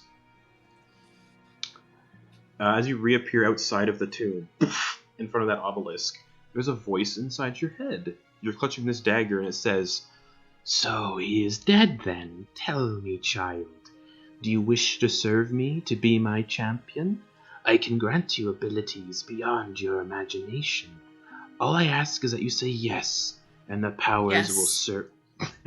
Alright, you automatically Immediately. attune to Bahamut's Bane, so you can add that to your equipment. And Tiamat continues to speak in your head. "Unlike those other insects that call themselves world breakers, I don't keep secrets from my faithful. I want Asmodeus dead and destroyed for all time. To do this, you need to be seen as worthy in my eyes, and you're already one step closer. My children have become extinct on the material plane, and I regret my part in causing that event to transpire. I ask that you return them to the world from where they have been banished so the population can begin again, and the world can once again regain balance. These incursions from Asmodeus would never have gotten so severe on my children here. Once all 5 have been returned, you'll be blessed with godlike power in your own right. Then, when Asmodeus brings his armies to Dawnbreak Cove, my children will meet his forces on the battlefield and prevent their home from being destroyed. Luckily for you, my children will not harm the one who holds my weapon. Your friends, on the other hand, well, I can't guarantee their safety. When you find my children, show them this blade, speak their name, and they will return to their rightful place in the world. They know this is the way." And then, in like a sudden flash of brilliance in your mind, you see a large, crooked, magnificent stone tower bursting forth from the ground in the middle of a dense jungle of colorful foliage surrounded by an ocean. A gnarled old gnome in deep lavender robes is building this tower by waving their hands around, causing the ground itself to form said tower. The image flashes to the interior of the tower, which seems like a typical wizard's tower, but it's twisted and full of chaos. It's much bigger on the inside. And seems to contain chunks of the various planes of existence displaced into its interior, where 5 ancient chromatic dragons have been sealed away. Strangely, the ancient white dragon is familiar, and is the one you saw in the Feywild near the Rose Court in those snowy mountains. It is currently sealed in a large chunk of ice in the middle of a twisting frozen labyrinth. The ancient black dragon is dwelling in a vast putrid bog, wandering as if it's lost in a strange, dense, yellow fog. The ancient red dragon is chained up in the depths of a volcano in a lava pool. The ancient blue dragon is imprisoned and chained up to a large floating rock in an endless bright gray void. And finally, the ancient green dragon sits atop a grand tower of black stone, chained and muzzled. Howling, deafening wind tears and whips around the tower. As the vision ends, Tiamat's voice comes back into your thoughts and starts naming the dragons. Verfrost the white, Baldergrim the black, Castradel the red, Ternianak the blue, and Giftzon the green. Free them from this prison, and I will grant you boons and powers beyond anyone else in this world. The tower lies in the center of the jungles of Isla Muertos, south of here, about a 5-day journey on ship. It was created by a wizard known as Kendar Eyeless, the creator of the Soulspire Academy and the original headmaster of the school. He disappeared almost 2,000 years ago. The tower is a dangerous place. Time isn't natural there. Days become weeks. History happens all at once. However, not all is without reward. The tower may very well contain arcane knowledge lost to time that could aid in defeating Asmodeus once and for all. Good luck. And with one last snarl, Tiamat's presence fades, and we're going to go to a break. So we'll be back here in a few minutes. So see you all very soon. In case some people didn't know, when I cast Mass Healing Word, you healed 27 hit points. Oh, cool. Thank you. And on to break.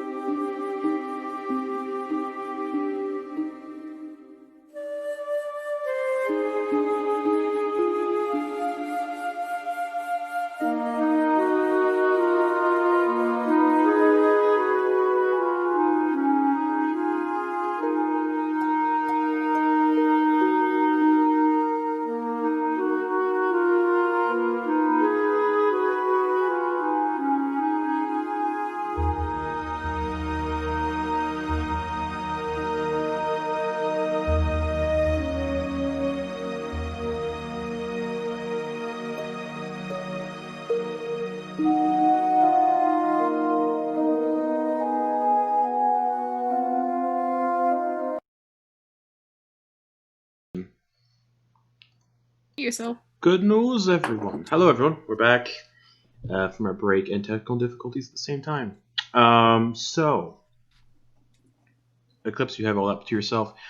Kisan kills everybody with a mass cure wounds. The adult red Dracolich is dead, and this tomb is collapsing in on itself and returning back to the Nine Hells. The dragon, before you fought him, mentioned that once he's dead, those elevators would no longer be trapped and could be used to escape. So, what are y'all doing that are still inside this tomb? We're moving out. Where's Eclipse? Can we sense where Eclipse is? No. Then I'm not gonna leave.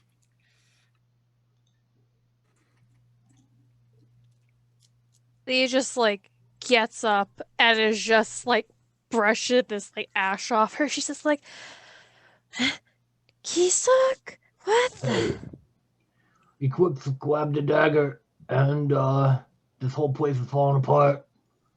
She's gone now. I don't know where. Well, we should probably follow somehow. Blah, she just disappeared after grabbing a dagger. I don't see any more daggers lying around. Hey, Yeah. and he shouts. He shouts to the The kobolds are like, they went to go check on their buddy who fell off the bridge, and they're like, nope. Yeah. Where's our friend? Where'd she go? The dagger would have taken her outside. Oh well, that's enough for me. Let's take those elevators out. Yeah, the kobolds are like running towards the elevators too. Just All right, let's go. On my way, I'm gonna like loop around to the south end of the room. I just want to like one-handed just flip open all those sarcophaguses as I pass by them, just to see if there's anything good in them. give me an investigation check as you're running by. All right. Am I proficient in that? +0. Let's go. God, I'm the only Tomb Raider, and I did not go help get those tombs. You know what? I'm gonna use my DM inspiration for this. Sure. You've already got a tomb that it's all yours. Well, thanks to that DM inspiration, that's a 29 investigation. You find 10 shitty rusty daggers. All right, I'll take that. Finally have a ranged weapon. a bunch of just rotten, desiccated linens, Gross. and 25 gold pieces. Awesome. Totally worth my DM inspiration. Dagger. And- How many daggers was that? 5. 5. Okay. Just shitty, rusty daggers 2. that look like 3, they'll break apart 4, on impact. 5. Perfect. And the kobolds are like scurrying down that passage you guys came down to get into the tomb, and they're like all these kobolds are cramming into the elevator. You guys, come on. Oh, let's go. Weren't they just fighting us? Yeah, but they're only doing it because the champion made them. Noose, are you still in Drider form? No, I'm gonna use a bonus action to leave that. He's Okay. feeling too gross about it. He don't Okay, like so everyone's cramming in the elevator. The one kobold goes, "Everyone ready?" Mm-hmm. Pulls the lever, and the elevator just super speed, like Willy Wonka style, shoots up towards the ceiling. Just it. We just like we go. yeah, basically everyone just kind of gets like knocked to the floor with the velocity of this elevator. Just He's just holding onto Noose's arm and her staff, and the other just like. and the elevator comes out to where those stairs were, where Aaliyah fell down the invisible elevator shaft. The doors open, the kobolds start like sprinting out, just. Would it be considered in poor taste if I murdered those two? There's how many kobolds are left? That was just the 2. No, there's Only one died. There's the two. Oh, how winged, many? there's the 2 winged kobolds, 3, the one 4, inventor, yeah, and the sorcerer that are still left. Okay, so 3. Yeah, they're like. Would it be, yeah, so as we were, would it be considered in no. poor taste? Why not? They were throwing rocks at my head, and I don't like them. Their cycle will come to an end soon enough. Let them go. We're done bickering with them. Let's just get out of here before all our circles Eclipse, end. you're standing by Hey, the black obelisk, and you see 3 kobolds just come sprinting out of the tomb, just and they just disappear into the jungle. Before they come out, I just want to hold the dagger up and say stop. Sit. Now, and they just run off into the jungle, Whatever. and then eventually the others. Yeah, we definitely come out. Yeah. You guys come out, and as you guys like, as soon as you all step out of the temple, it goes. It like it's like very like Poltergeist? The house from Poltergeist essentially just and disappears, and like it was never there. It's just jungle again. The obelisk. I'm just watching the kobolds run off. The kobold The house or from- the obelisk remains though. I mean, the house from Treehouse of Horror 1. Yes. Bet you're all standing outside. You see Eclipse standing there holding Bahamut's Bane. Hey, nice, you got the dagger. Oh yeah, I picked it up and I got teleported out here, and then Tiamat talked to me. Cool. Yeah. Oh. So you talked to Tiamat, huh? Yes, I did. It is her tooth that is the blade of this dagger. Any cavities? I mean, I suspect, but I don't see any. But I'm also not proficient in dentistry. I am. Who's gonna have a look? No cavities. It's perfect. Yeah, it's a She brushed her teeth with the bones of the innocent. it's a serrated tooth, and at the hilt is like 2 little flared out dragon wings made from infernal iron. They're kind of like guards. Yeah, hilt guards. Nice. Well, Ogden, do you want saying much? Oh no! I was thinking about a passage I read about Tiamat's voice being as cold as the infernal iron that she so enjoyed. It's probably terrifying to have to listen to. Oh no.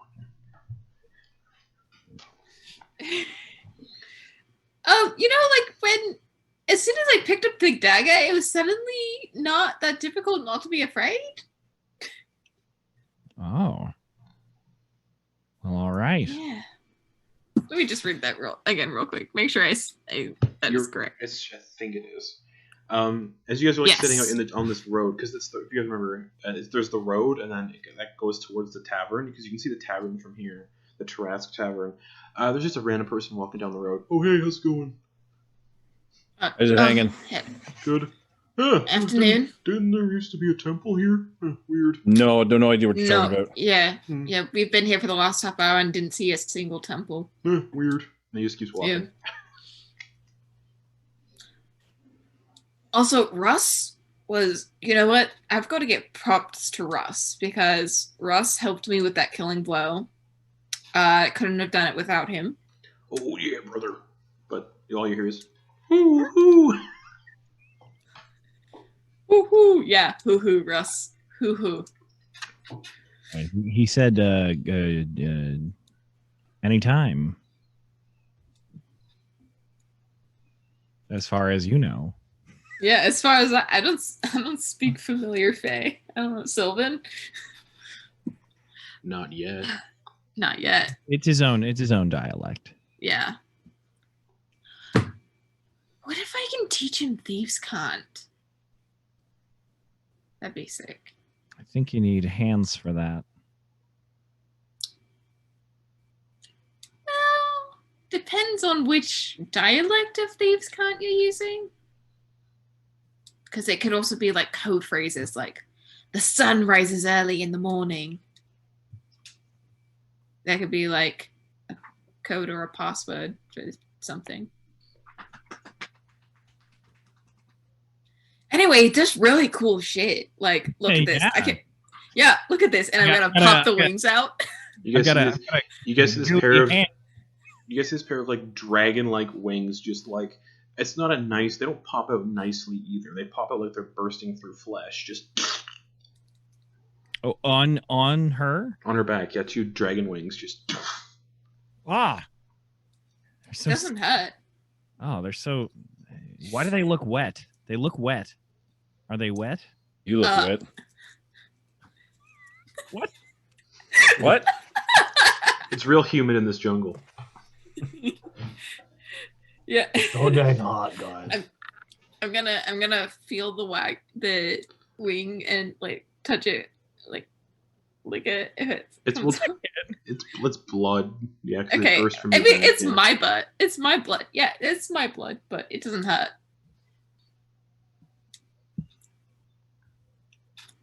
Yeah. Alright. I'm gonna start just flapping and flying about 10 feet off the ground. Okay. Just yeah. Feels weird not to have my feet on something. I cast levitate to kind of get even with her. Yeah, you get used to it. I hold the sleeve of Ogden's robe so he doesn't keep going up. I'm fine. I got this. Just I'm good. I'm good. Ogden just floats away like Aunt Marge. Oh, ripped. That is fun. No, not Marge from The Simpsons. That's I know, Marge from Harry Potter. I know. That was the joke. I'm aware.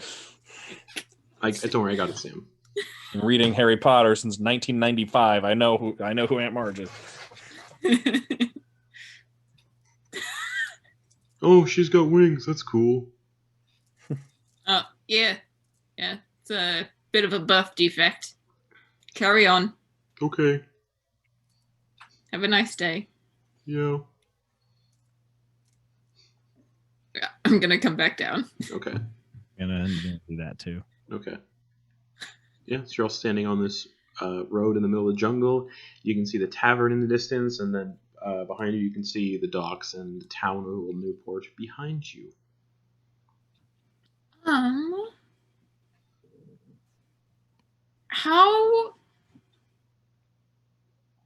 How many days sail is it from Dawnbreak to Isla Muertos? Good question.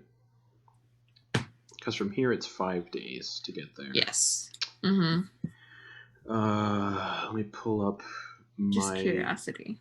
special version of the map. My special eyes. Dombre Cove to Isla Muertos. Dombre Cove. Because Dombre Cove is generally kind of like right beside Isla Muertos. Okay. So you sail from the west of Dombre Cove to get to Isla Muertos. 2 days? A day and a half? Okay. Yeah. Cool. About 2 days. Sweet. Cool. But it'd be out of your way to go from here to Dombre Cove and then to Okay. Isla Muertos. Because Isla Muertos is directly south. Dombre Cove is southeast. Okay. So it's But- kind of like on the way if we Yeah. took a curved line. Okay. So after we get the Mantle of Mourning, possibly, or stop by anywhere else we need to stop by, we kind of need to stop by Isla Muertos. Oh yeah. Alright. Do you have specific business? Do you have a thing? Well, Ogden, you will love this because Okay. there is a magical wizard tower. Oh. Yes, that was created 2,000 years ago by this very powerful wizard, Oh. which may have some lost arcane knowledge inside of it. And we also have to free the 5 ancient chromatic dragons. So I think that's a done deal, right?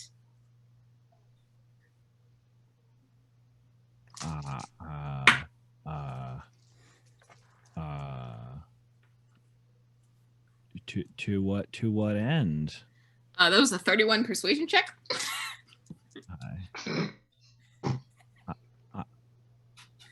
Okay, whatever. Let's do it. Wait, no. What? It was actually a 26. Yeah, so to power Bahamut's Bane, I need to free Tiamat's first children and release them back into the material plane. Do you need it to be powered? I mean, it's pretty cool without it being powered, but I feel like there's some what's the phrase? Omnipresent deity that kind of wants us to power all of these. I mean, I think it's necessary. I think it's necessary for them to do the thing where we throw them into the fire and it removes Asmodeus' immortality. Yeah. Also that. Listen, guys, I think that's a bunch of boo-hooey. I think we get this Mantle of Mourning, and then let's go from there, right? We get this Mantle of Mourning, and then we just get rid of all these dudes and take away his immortality. We're good, and without, helping these other evil things get a foothold. Well, but I don't think we can do that. Why not? I think it's necessary for us to power the artifacts in order to. I think they're lying. Do you want to wait? Do you want to risk existence on that? I mean, Tiamat did kind of say that her children being imprisoned kind of allowed Asmodeus' forces to rise to power.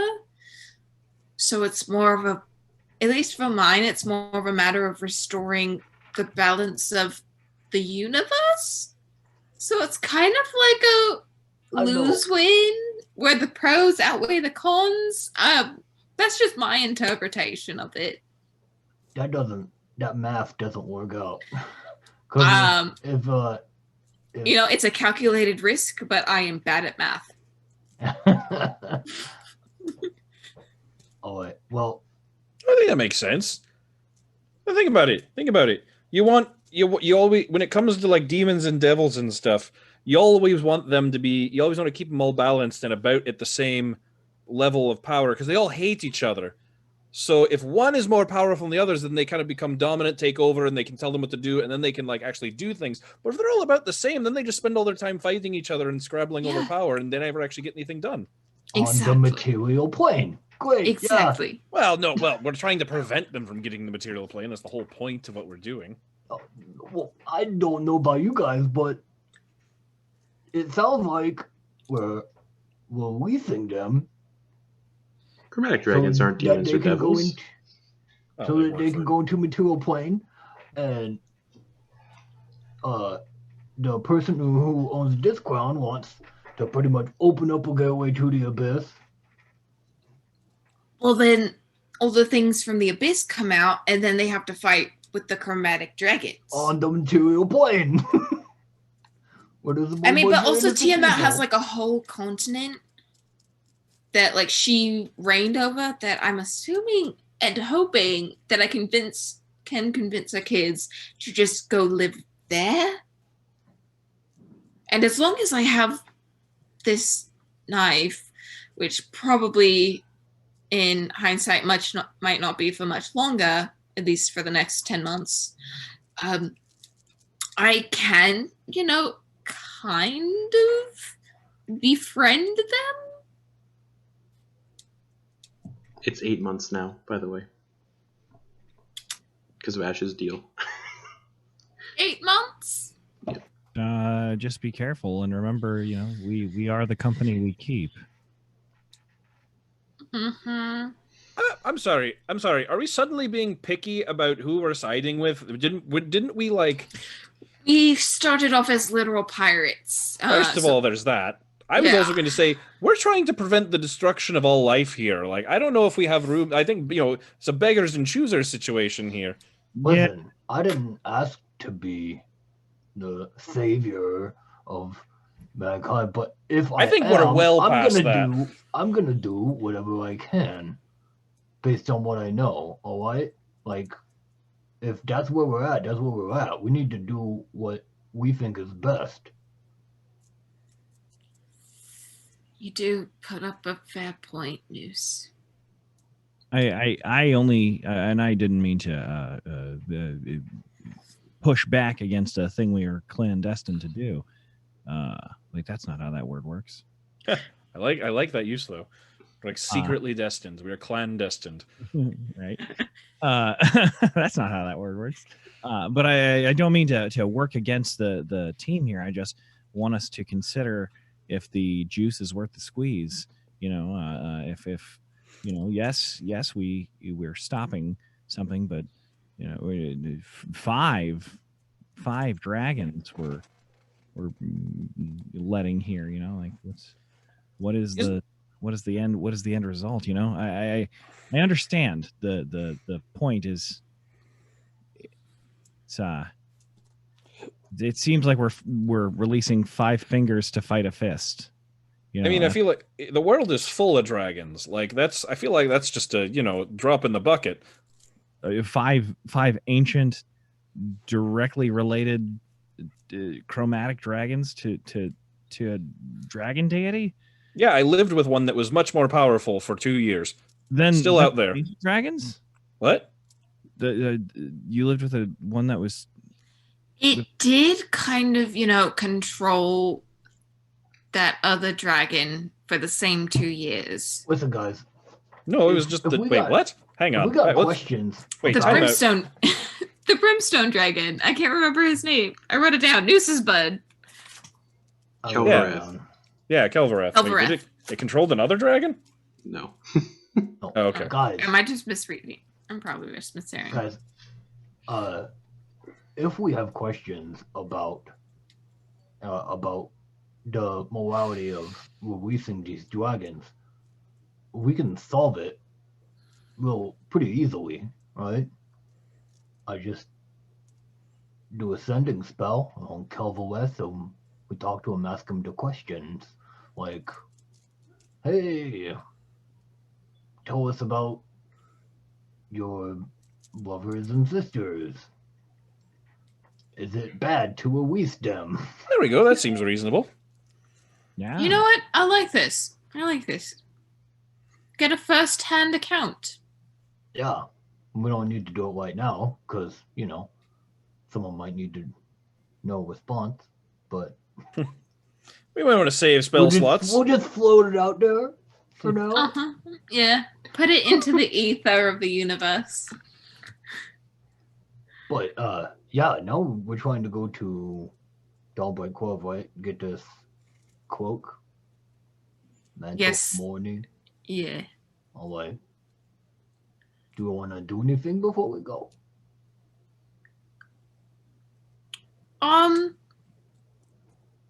Now that I think about it, I think I want to stop by my father's grave. Or Roman's grave. Is that here? It's on Red Red Dove. Dove. Oh, okay.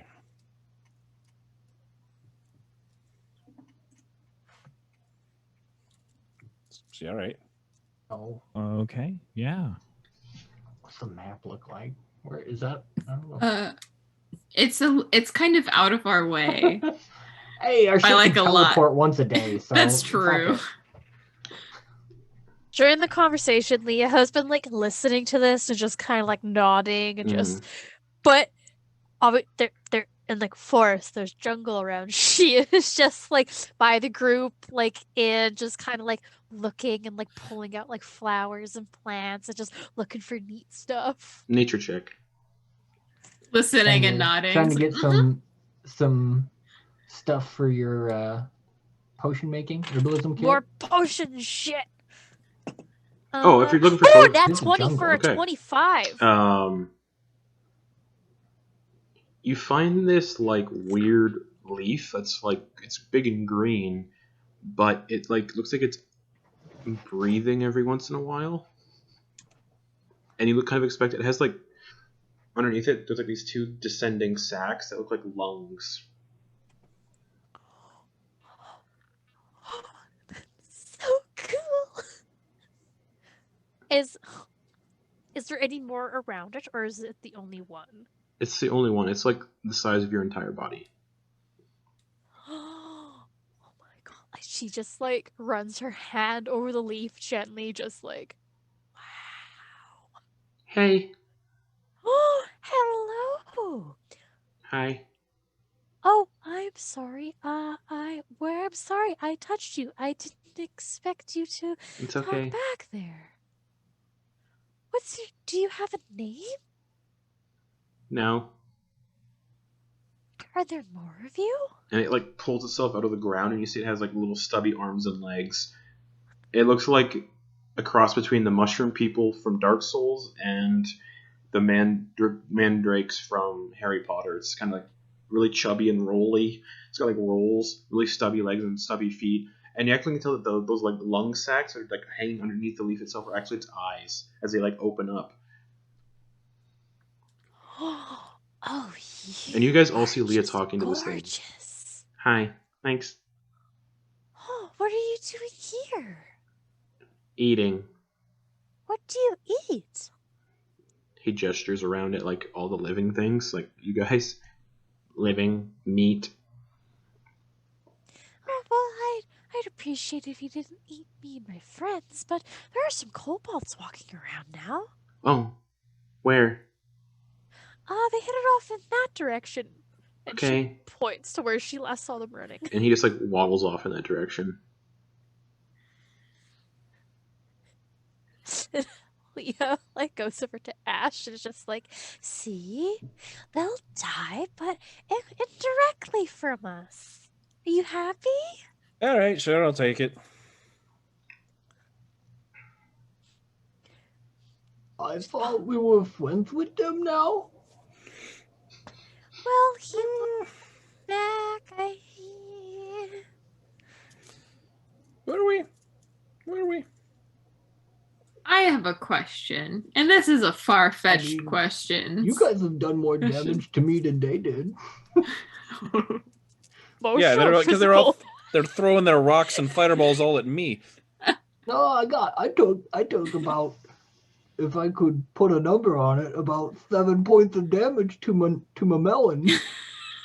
There's like a welt. Were those the kobolds from the one-shot Garrett DM? No. Just No. okay. One of That them would had be one good. of them would have had guns, if so. No. That's true. All right. Do we want to take a rest at the Tarask Tavern? Check that out. or head straight back to the ship? I mean, Man, we got a lot to do, what? But, I mean, we have 8 months to... Where are we supposed to throw all these things? When we're ready? Into so lava we have- somewhere? We have to activate the crown, the ring, the dagger, and what did you get from Asmodeus, Ash? I haven't. You haven't gotten your thing from Asmodeus yet? No, I need to go to the center of the Nine Hells into his palace and take it. Okay, then we need to get Ash's thing and power it, so that's 6. We need to go to Anundil, to, I guess, rescue Ogden's sister and his dad if he's still wanting, Alive. if you're still willing to do that. Wait, Yeah, how we've been about putting this? that off for a while. Yeah. Okay. How about this? We only have, what? We said 2 artifacts to get now? The mantle and Yeah. whatever, Wait, no, don't we have- whatever dumb thing Ash... So you have the staff Supposed to right now. get You have the from staff. Asmodeus. You have the ring. You have the crown. And you have the dagger. You just need Mhm. the mantle. Yeah. Well, and the one for the Asmodeus thing. That's not part of the ritual, but oh, yes. that's right. That's Yeah. separate. Yeah. Cool. Yeah, I say we get this mantle and then we help Ogden out. I mean, do we like? How Ogden, what's time- your input on this? He is your father, whether you like it or not. I mean, you frequently stated that you do not like the man.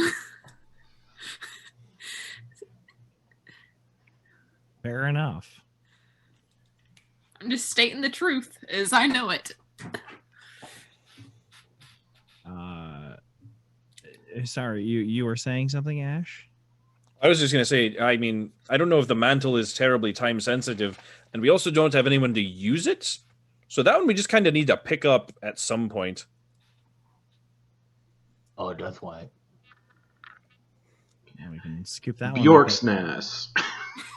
Yeah, Yes! we actually need to figure out the person to get the mantle first because I am spoken for.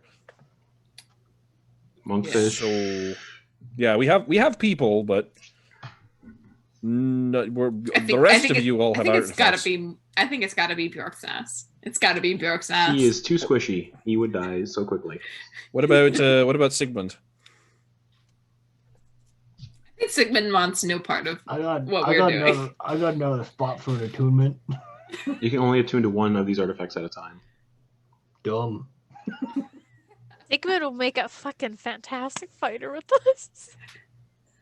So I was just gonna say, so my only thought there is since we don't really the mantle isn't going anywhere, and it's just gonna kind of gather dust once we get it in. Well, it's in the shipwreck of the Flying Dutchman at the bottom of Dawnbreak Cove, right. I'm just saying it's not going anywhere. So but it's also not gathering dust. okay, It's all gathering right. Oh, okay, all right. it's gathering sand. It's gathering fish shit. All right. Okay. Ever since Eclipse? that, Algae? knife, you've been really full of beans. You've been really I'm full of beans a lot of the time. I'm feeling real good right now, so I'm a little cocky. I will be honest. I'm a little cocky. So Anyway, Alright, well then, if this is what we're going off of, then I mean, Ogden, let's go do things. Let's go do your thing. Let's go. Let's go. Make me not a half-hour orphan. yeah. Yeah. Where is that? Anundil. All right. the continent Yeah. for next campaign. All right.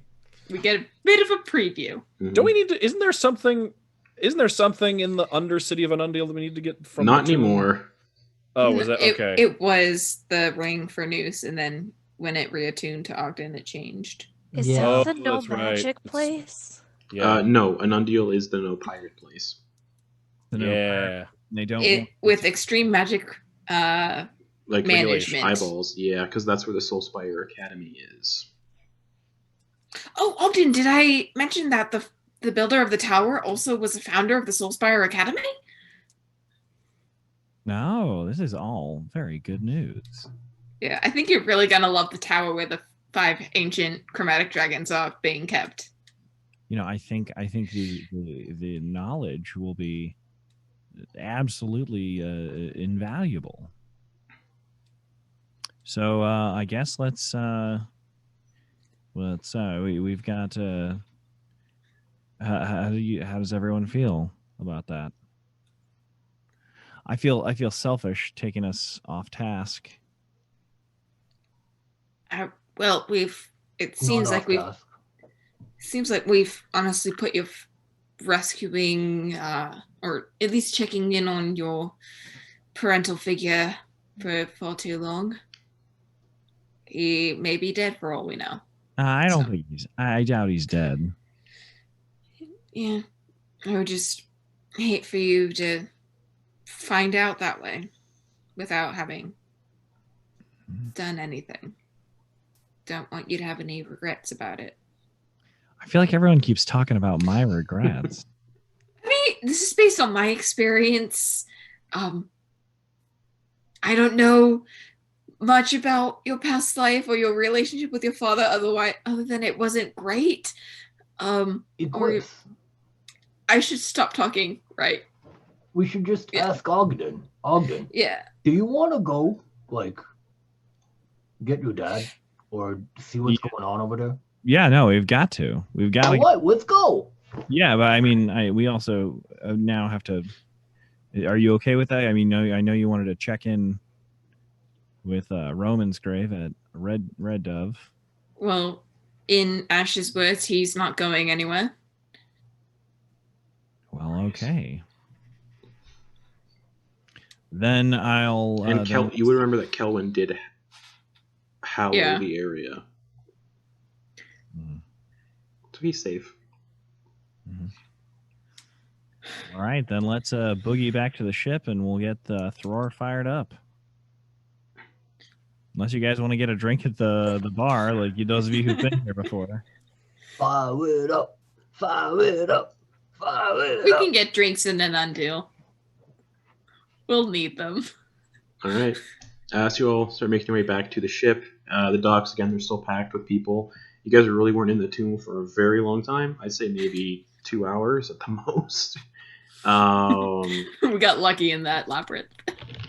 Yeah, RNGesus. You all get back to the ship. You pass by the totally ransacked shipwright's place. And Monkfish is just sitting on a crate on the ship, picking his doing he's cleaning himself like a cat does. Oh, hey. Find what you're looking for? Yeah, we got it. I'm gonna flash the dagger and put it in a holster. Nice. Do you find the missing people?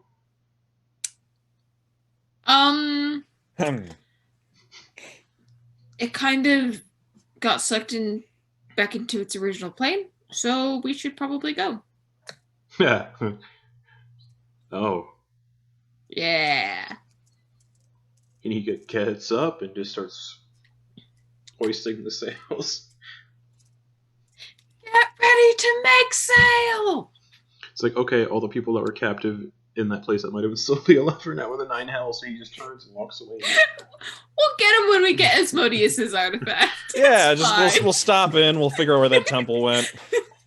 And yeah, Monk starts awkwardly raising the sails. And Bjorksnass and all the other surviving Kuatoa that didn't fall into the whirlpool are pulling up the anchor. 5 surviving. Sigmund is currently on the deck, and he's fashioning something. He's using magic to fabricate a fabric. Just nice.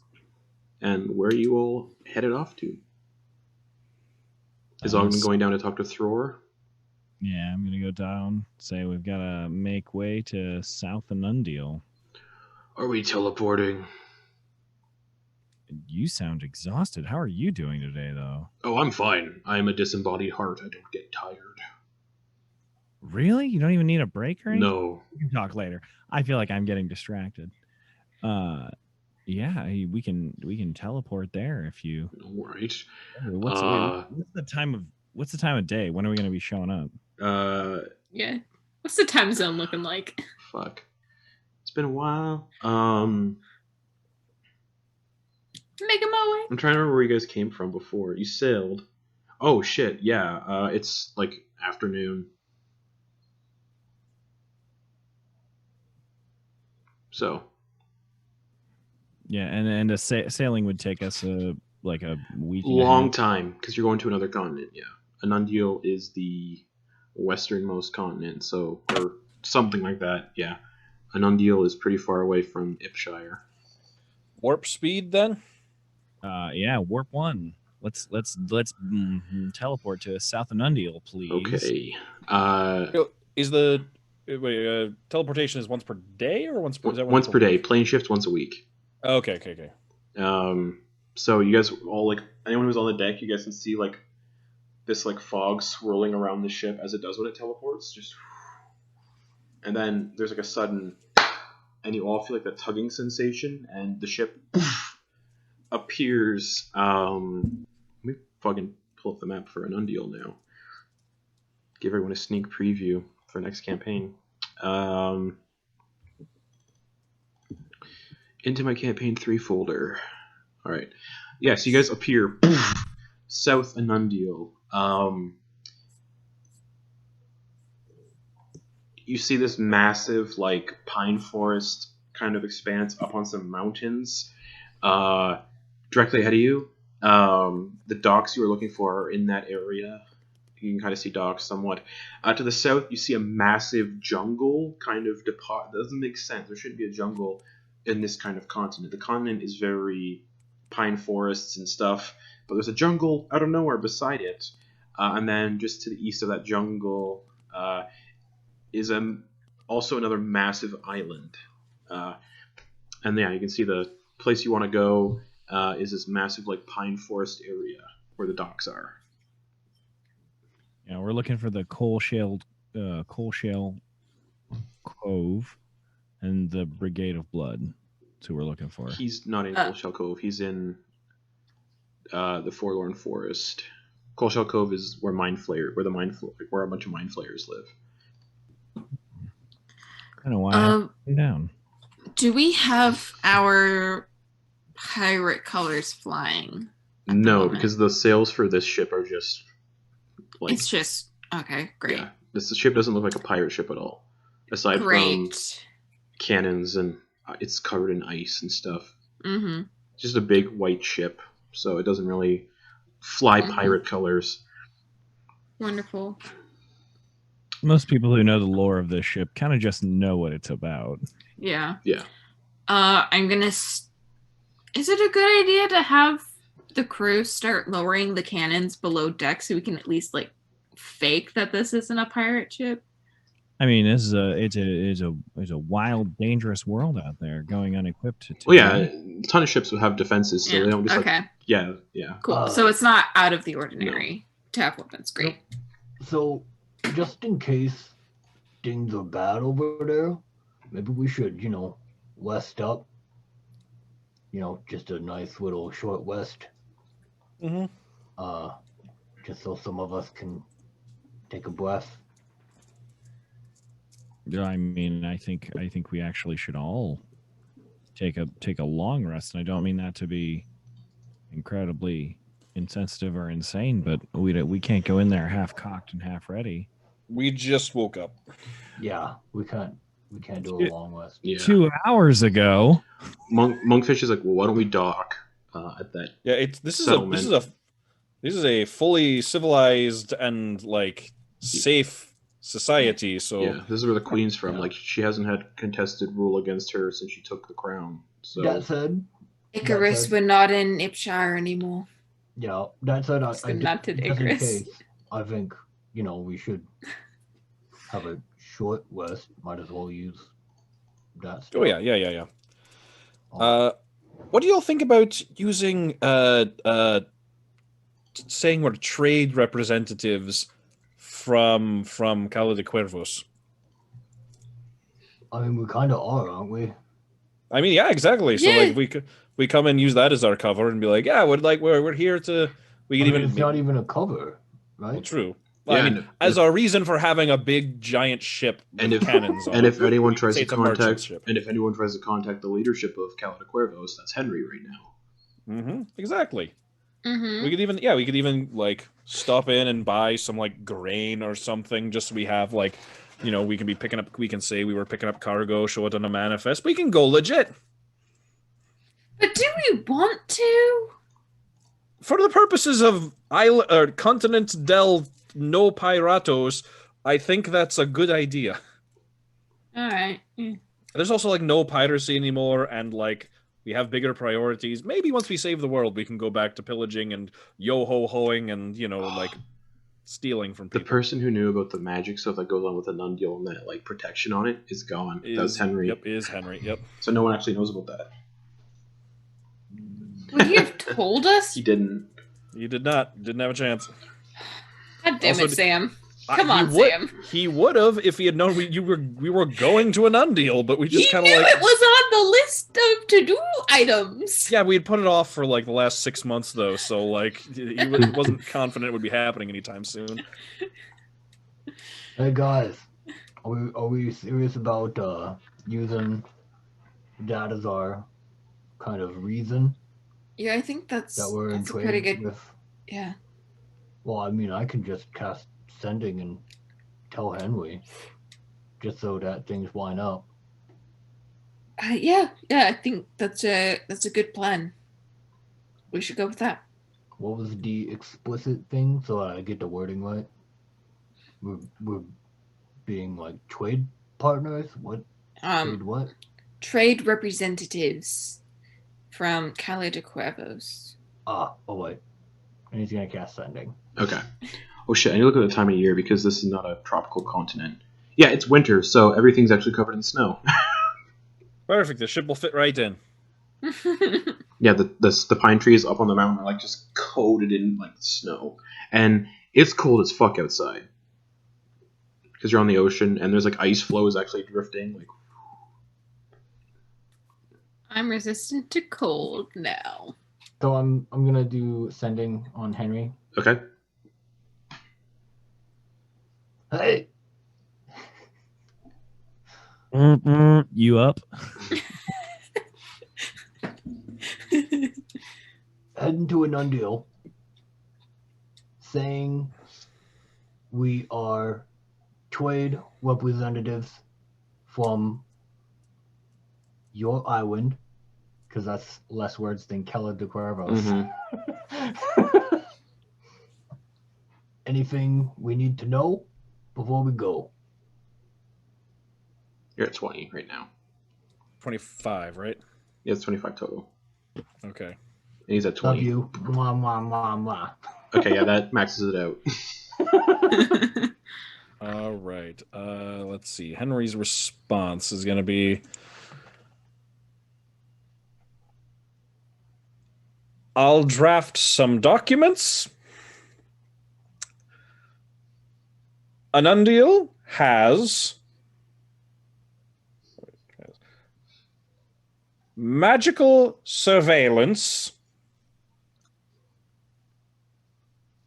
tells them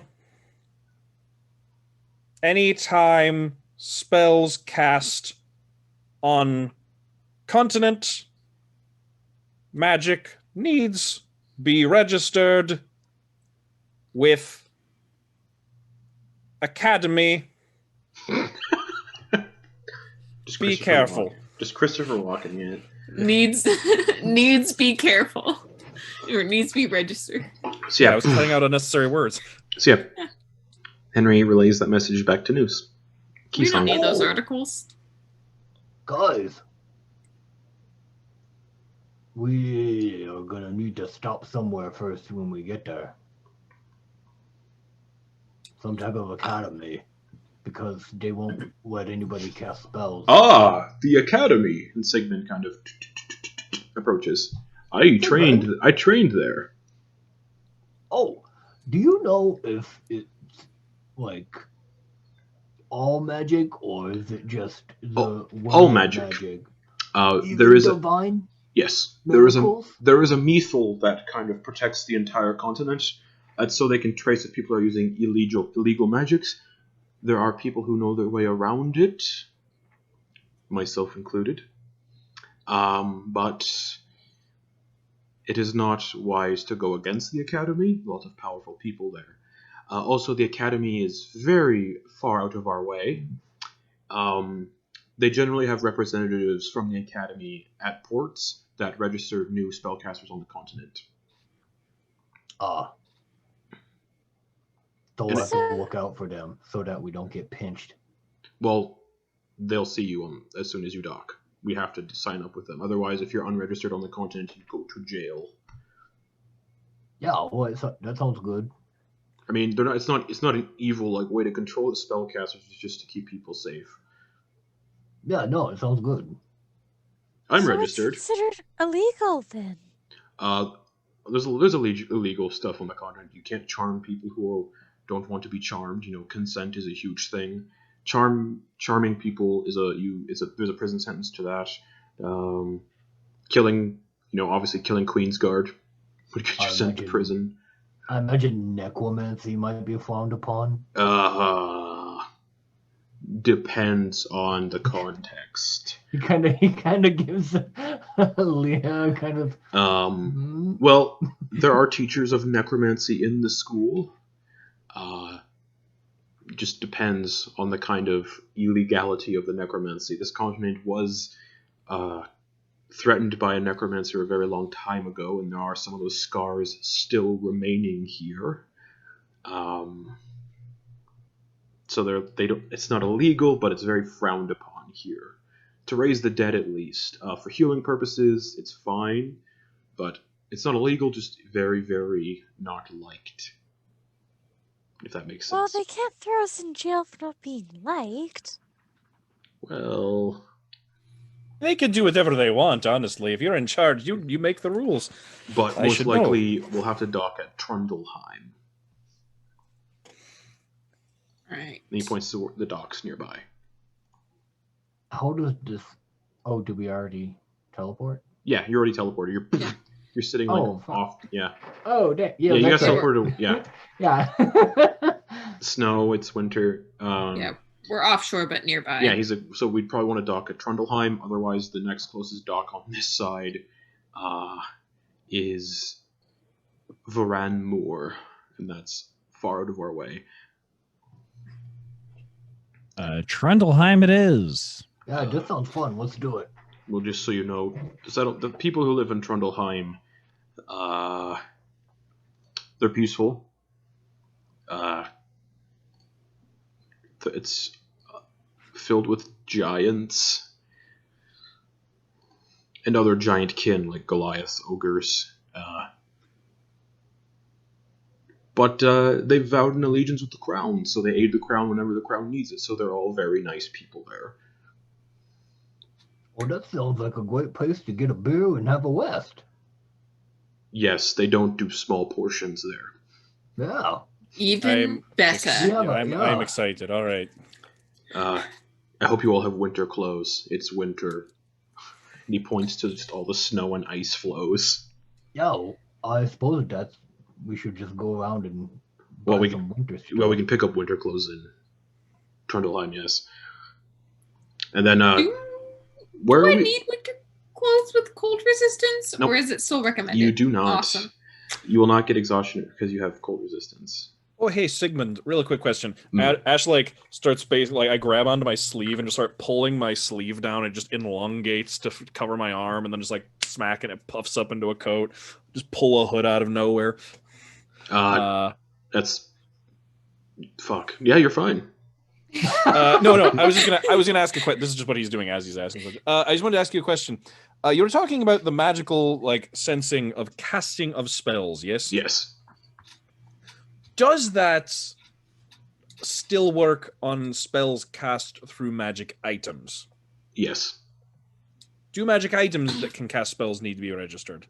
Yes. Good to know. Yeah. What about items that grant racial abilities? What? That's not a spell, is it? Yeah, it's not a spell. Just spells in general. Some magic items registered. Yeah.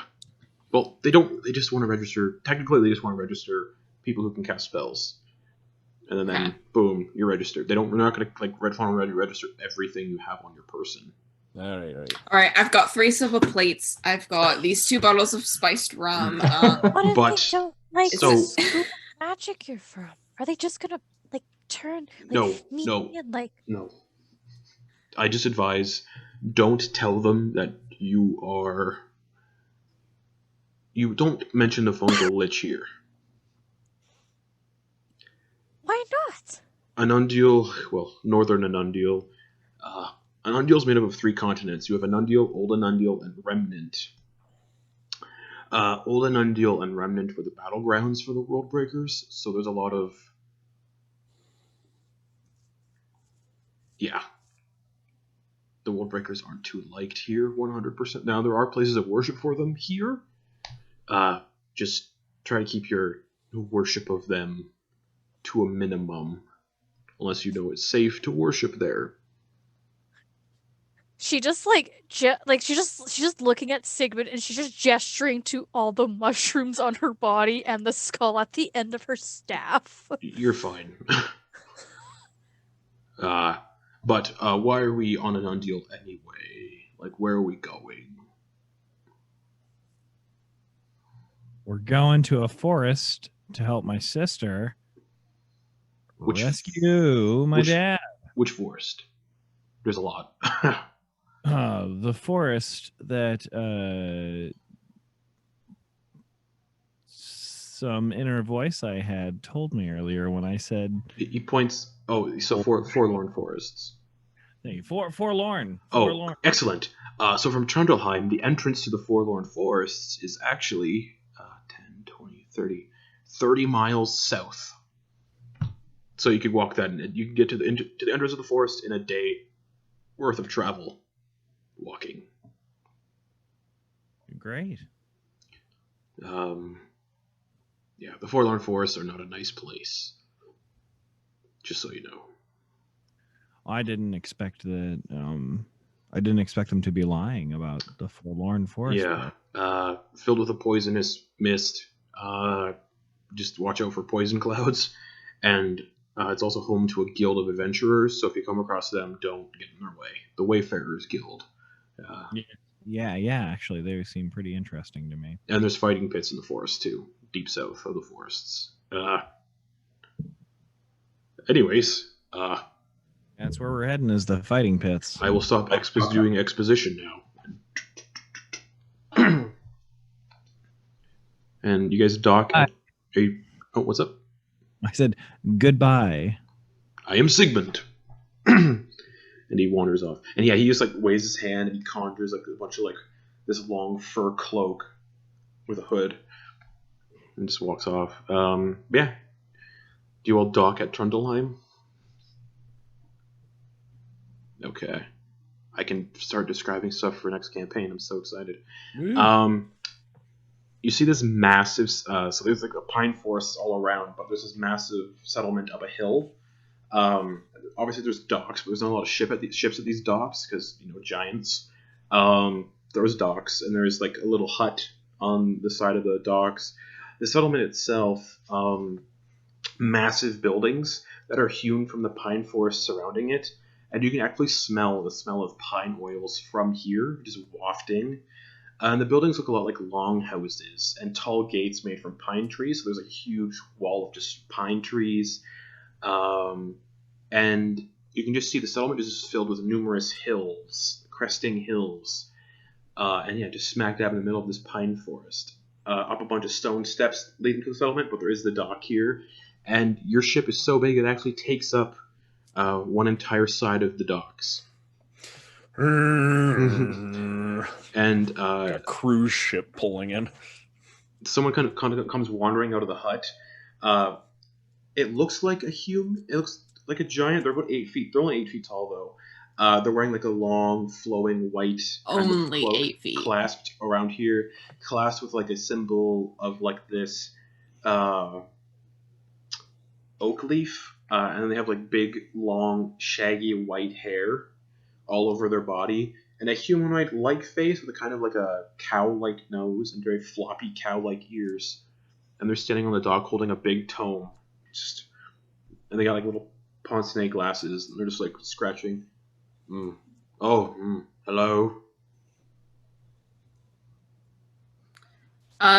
Good afternoon. And Monks just kind of lowers the gangplank so everyone can kind of like walk down. Welcome to Trundleheim. Ahoy hoy. I am Jeff. My name's Jeff. It's GEHFFH.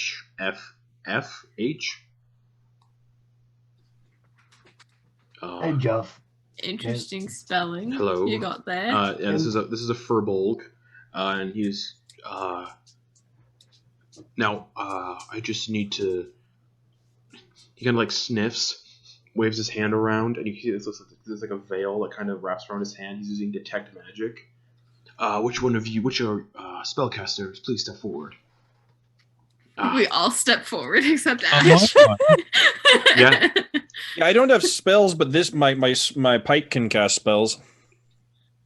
I'll write you down anyway then. All right. You see Sigmund. Oh, hello, Sigmund.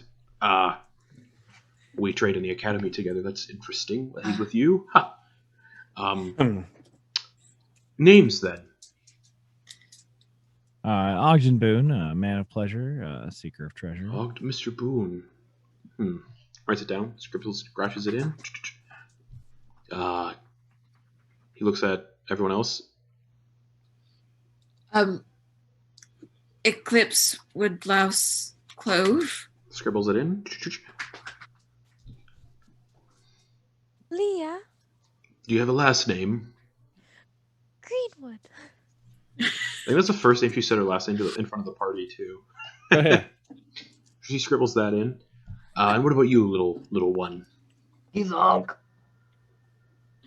Do you have a last name? Nope. Okay. You guys in Keysonk, and you, sir, you said you had a magic item. Oh yeah, right here. My name's Ash. Do you have a last name? There is no last name that comes after Ash. All right. And he closes the book, and he waves his hand again. The book disappears. Like it looks like it like disappears into his sleeves. Well, welcome to Anundial. Welcome to Trundleheim. Please get comfortable. Good. Yeah, because I'm freezing my little bits off. Yeah, you're gonna probably want to stop at the tailor in town. Winter Alright. clothes. Winters Yep. here are very cold. I guess really spitting in the face of the master's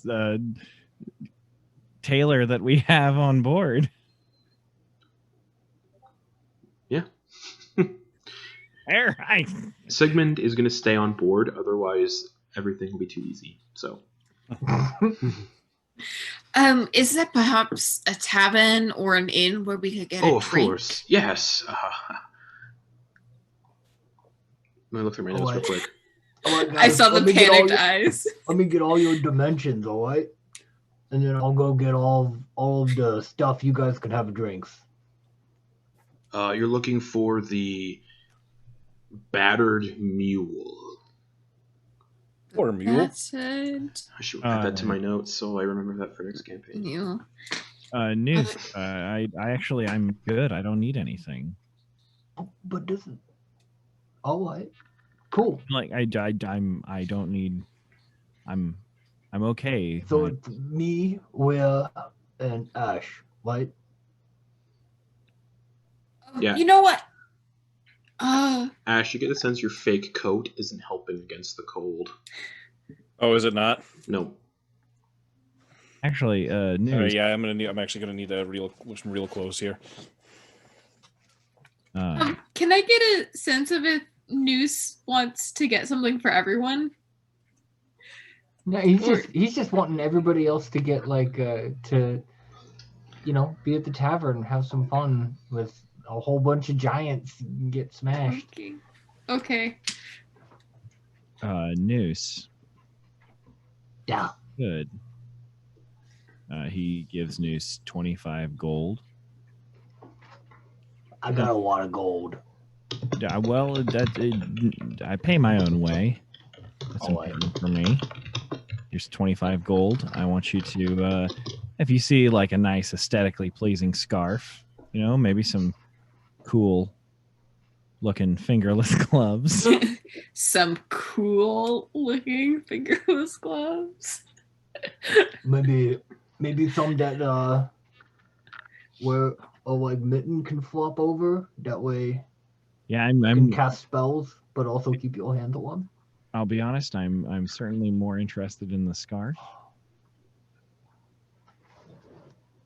New sees someone walking down the street with like a little roll at their hips where they can stick their hands in. A muff? Yeah. You get the sense here. It's not nothing's fashionable. It's all made from like heavy furs, so it's meant to be warmth. Hey, fur muffs are warm, Justin. Yeah, just put something to put your hands in. But yeah, nothing looks good.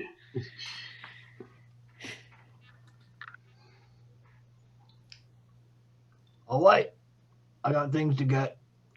Be careful on the steps; they're very slippery. The stone steps leading up to the settlement. Do I have anything against slipperiness? Just walk slow; you'll be fine. Are you wearing shoes? Do you have extra long nails? I don't know. You know what? If any of the characters has some really overgrown clickety-clack toenails, it's probably that character. But yeah, Jeff goes back into his hut and he says, if you're going to the Battered Mule, ask for the house special. I have noted it. Now I gotta ask, Jeff, is that battered mule, as in it received some, physical pain, or was this post-mortem where it was, drudged in some, egg and flour? And the latter, yes, the second one. Great. All right. Oh, it was battered, not battered. Yeah. And Jeff steps into his little hut and closes the door. It kind of, I don't know why, but it made me think of Bernard and what a sad ending he had. Yeah. Back in Soul Spitzer. Oh, yeah, the goat. I didn't like him, but man, he had a rough ending. He was entertaining, though, sometimes. Like a lot of people these days. Yeah. Rough endings. But that's why we're doing this, right? That's why we're doing any of this, so we can perhaps let people decide their own endings rather than having everything shut off at once. If I can, I'm off to get stuff. If I can best describe how the settlement looks, it looks like Hardhome from Game of Thrones. Okay. So you start walking up the slippery stone steps, and you get to the gates. They're like taller than giant, these gates. And standing above the gates on some ramparts, you see two Goliaths in heavy like furs made from wolves, possibly, with like fur caps with like the flaps on the side. And they're both holding really big like spears, and they're like, "Hey, how's it going?" They look like they're drunk off their ass. Hey. Can I, in giant, say hail and well met? Oh, and giant woman goes, "Hello, friend."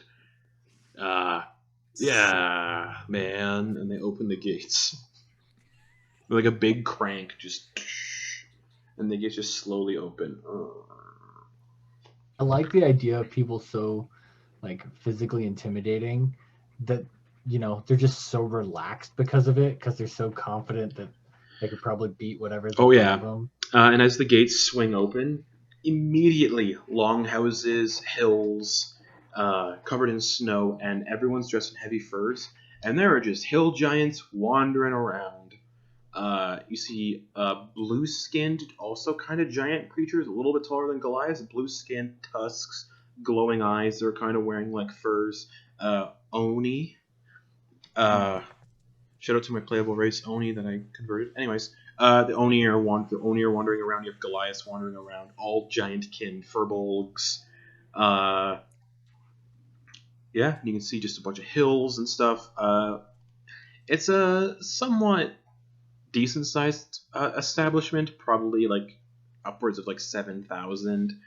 And as you kind of like look around, on the ramparts are also massive catapults that just have like massive boulders kind of just piled up beside them, and that's like some of their defenses. Just these catapults just launch massive boulders. The snow is falling. It is very cold. Who wants some drinks?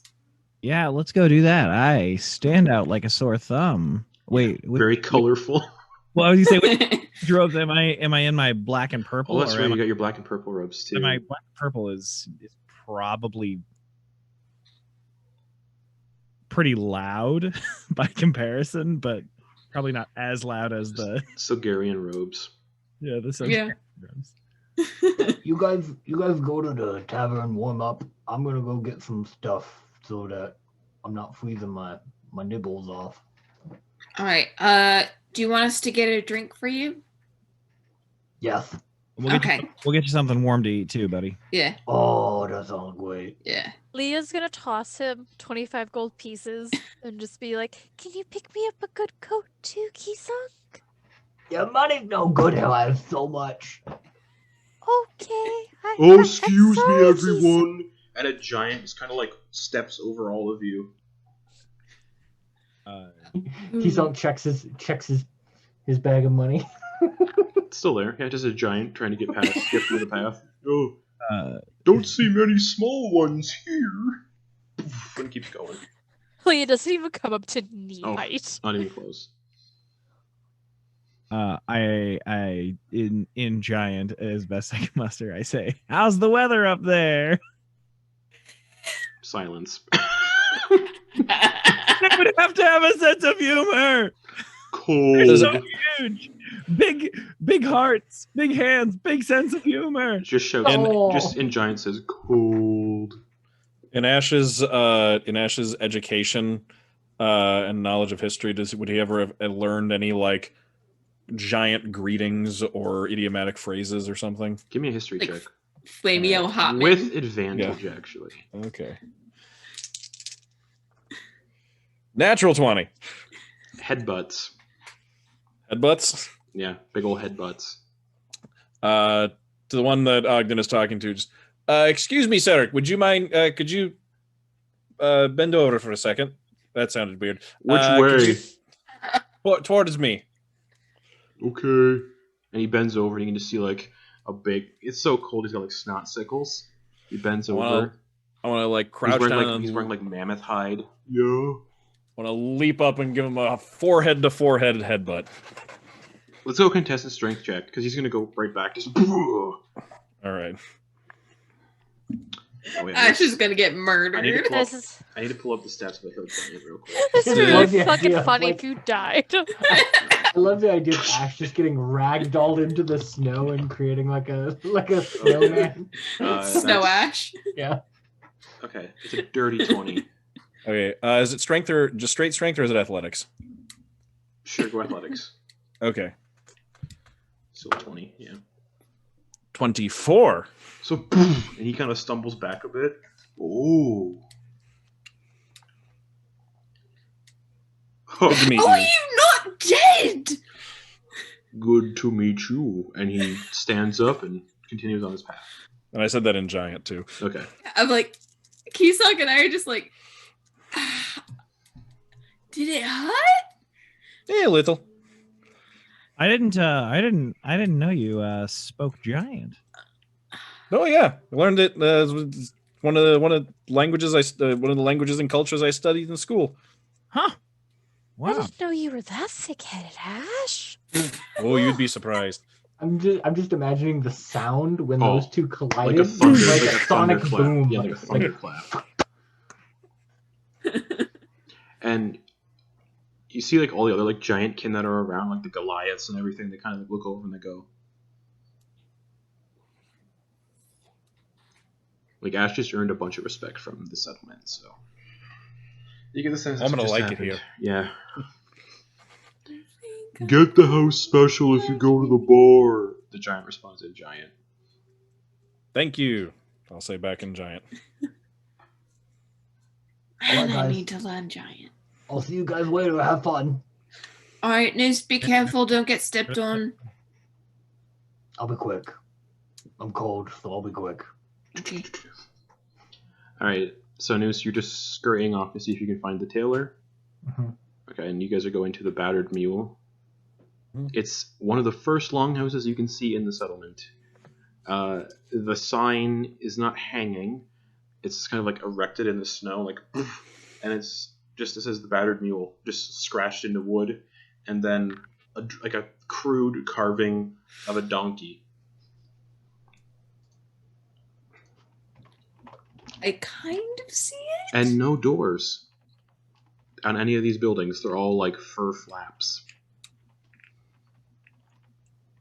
And they're all giant-sized entrances.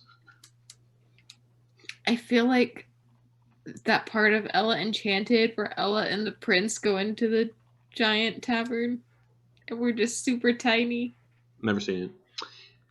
Oh, it's so good. You'd be surprised that a lot of the hide work is actually done with teeth, traditionally for giants. Mm-hmm. A lot of the hide work is done with the use of teeth and just pulling. Is the precision work it takes is. Yeah, I assume it's like an acquired skill. Lots of practice. Oh, definitely. Yeah. So do you step into the tavern? Mm-hmm. Usually, when they tan it over a hollowed-out stump, actually, they like hollow out with their bare hands. As you guys walk into the tavern, the stools are all hewn from stumps. Definitely huge, but they do have like some that accommodate like the Goliaths and the Oni, which aren't massive. It looks like you're in like a huge long hut. Like inside, it's all like furs on the ground, fur walls. There's like a chandelier on the ceiling made from tusks. And there's just hill giants in here just drinking mugs that are literally like the size of Ash, Leah, maybe. Just behind the counter is a two-headed Etin, just laughing and pouring drinks. One head is like doing conversations with like bar goers. The other head is like focusing on like barking orders in the kitchen. And there's just giants, ogres, half ogres, Goliaths, Oni, furbolgs all in this place, and it's relatively packed. And it just smells like roasting meat, mostly in here, and sweat.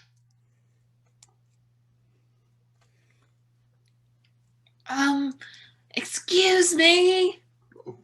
One of the heads that's like, are you talking to the owner of the tavern? Yeah. Okay. This Ed, two heads. Each head has like a fur cap on, and he looks down and goes. The head that's talking to the customer looks down and goes, "Oh, hello." Yeah. Can me and my friends get 5 drinks? What do you want? Something strong. The house special. Yes, we'll have a special. All right. That was recommended to us. Is he like leaning over the counter? He's got like both hands on the counter. He's like peering over the side. All right, I want to. Can I reach the edge of the counter? Yeah. I want to get up, reach the edge of the counter, and then use it to like jump and pull myself up, and I want to headbutt the innkeep. Okay, contested athletics check. Okay, 17. 28. He's like, hey, you're a tough one. I love this place. This is how you say hello here. All right. So do you want baby sized or do you want giant sized? I'll take a baby size, please. Thank you. And giant. What about the others? I'll I'll try a take it. giant-sized. Oh, I okay. will also take a giant sized. What about you, little one? I'll have a giant size. All right, and what about this Bathe in it. fifth one? What size for the fifth one? Oh, Is there a medium size? Just baby and giant. you think a giant one, Fanus or Kisunk? He's gonna want to swim in it. You know what? I think he deserves it. Let's get him a giant. Let's get him a third giant size. All right, well- Both giant size. All right. So the three giant sizes are 5 gold each, Nice. and then for the standard baby size, that's just 1 gold. Okay, so It's 21 gold total. Four giant size, yeah. Yeah, it's real expensive. But hey, it's a lot of alcohol though. It is. So you see him. He pulls just 2. How many? It's just 1 normal sized one, correct? One of Okay. the baby, yeah, Yeah. for me. Just a standard ordinary stein, pint size. Just it's a pint, and he pours this thick, foamy like stout in it, and slides it over to Ogden, and then he grabs the giant sized stein the giants are using, and just lifts up a barrel and pours an entire barrel of this stout into each stein. Yeah, it's an entire barrel of ale or stout in 1 glass. So Ogden Boon puts the money down for the drinks, the Okay. 21. And as I look at everyone else, I go, you know, it's insulting to giants when you don't finish their drinks. It tastes like It comes in gallons? the thickest Guinness you can ever have. I love Guinness, but with like back notes of like cinnamon and why does it taste like gravy a little bit? So this is a porter. Yeah, it's like a big thick porter. Like You gotta chew this motherfucker like- to get it. like notes of like roasted grains. Oh, we're not gonna need to eat anything. Oh yeah, no. This is the drinks are a meal in and of itself. Is it warm? No, it's cold. Prestidigitate warm my mug. Okay. So I can- Warm beer. Warm stout or porter is the worst. Oh. Oh, it's so Oh. gross. And it's not carbonated. It's just like Oh, like a thick. no. It's like a thick beverage. If you've my never beer if you've- experience is a Heineken. Okay. if you've never drank Guinness or stout, it's kind of It's so good. it's got like there's like a thickness to it a little bit, but it's like Mhm. really good thickness. It's like velvety.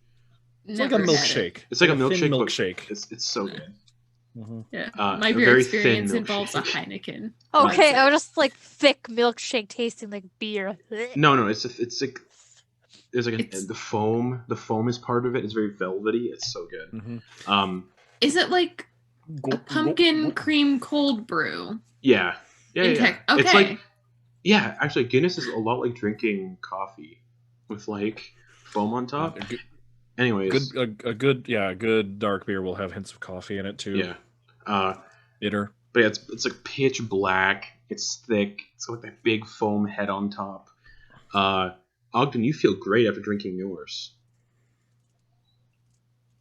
You don't feel drunk in this. Actually, I can do a con check. But yeah, do a con save. This is like giant alcohol meant to make giants drunk. Why I got the baby size.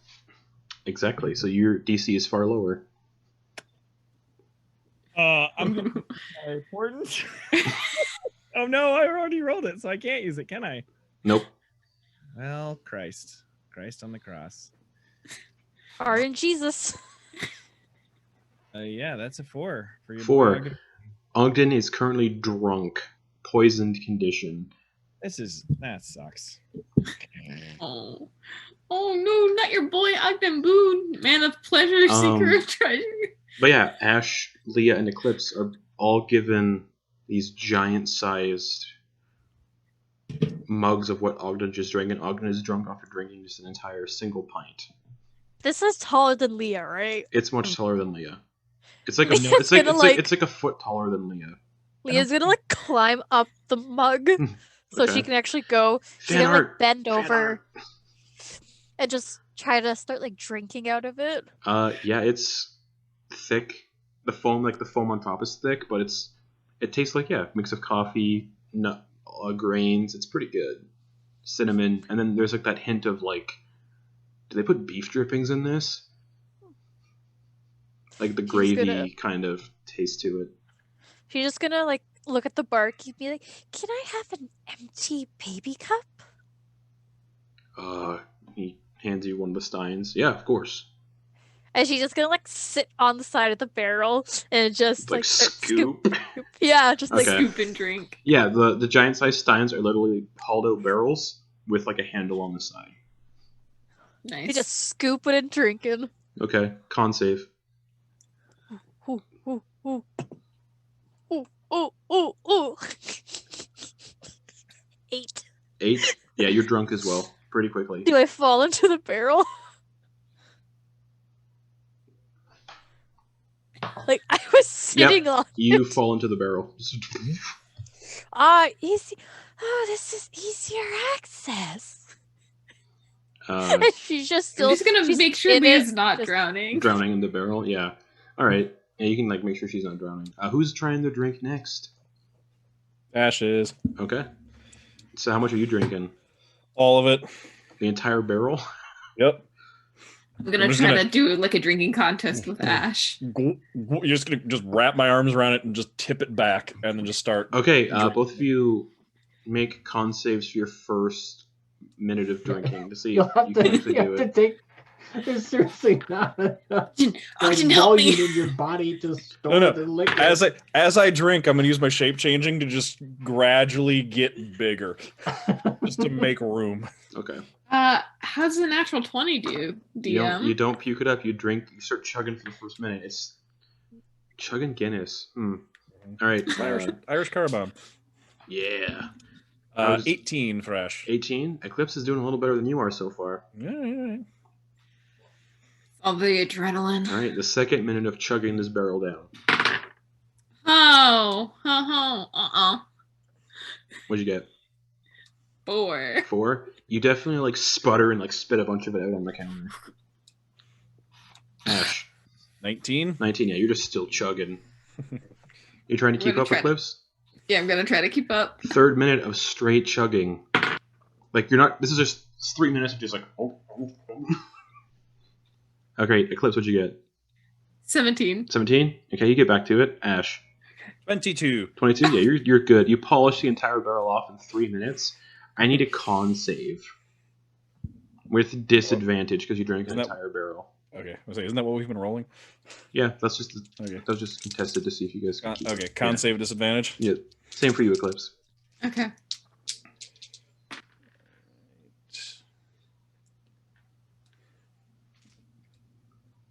All right, what'd you get? Eclipse is drunk off her ass, far more drunk than Leah or Ogden. Another 19. Ash is sober. All right, that was good. I have a +8 con save. Eclipse, you're like on the verge of alcohol poisoning. Your hair is white. Purple, green, blue, yellow, white, black. Con As save. this Yeah. here. You know As what? this No, here you're keeps too shooting. drunk. There's no con save Yeah. for that. I just You just vomit all over, and one of the giants is like, "Yeah, it's not a good time unless someone throws up." And he goes, Woo! and then like everyone starts like clapping. The giants just start like roaring with like applause. Meanwhile, Noose, you're wandering the settlement. Yeah, there's people wandering. You asking for directions or just looking? I mean, I thought it was like named and pointed out. No, Right? it's just No? no. All right, yeah, he's just gonna find it. Either he's gonna look around first, and then if he can't find it, he'll ask someone. Just give me a survival check to see if you can navigate and find it.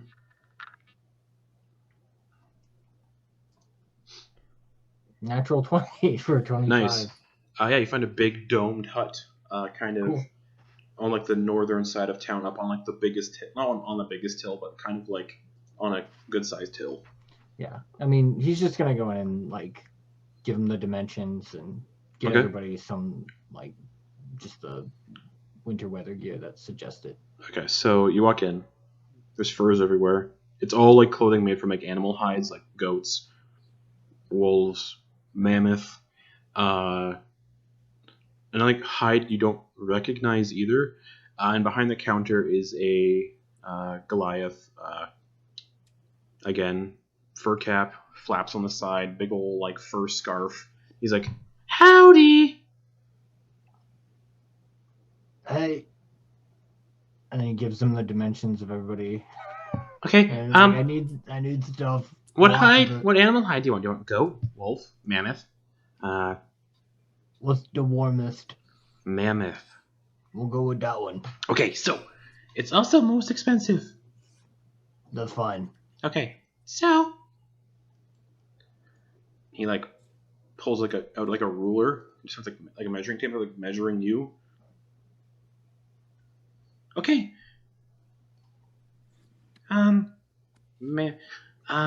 Do you want? No, yeah, that's right. What do you want? So like, how do you want these to look? Like I can just do the basics, which is the fur cap for the hat and a coat. But like, if you want them to look a specific way, I can do that. Yeah. His uncle just tell him the coolest design that he can think of. Because right now I'm like a little frazzled. But All right, I'll take some creative liberty. oh no. Have it look like this. Really awesome and stuff. And he just tells him. Okay. So total, it'll take about tomorrow morning. They should be ready. I work really fast. Anything that I could. You got like a cloak or something that I could travel, like walk to the tavern with? In the Yeah. meantime, because I'm freezing here. I mean, you could buy the pre-made clothes. I mean, can I just get a cloak? 2 gold. Oh wait, how much for the rest of the stuff? It's 10 gold for a set of clothes. So 50 gold total for everyone. Oh wait.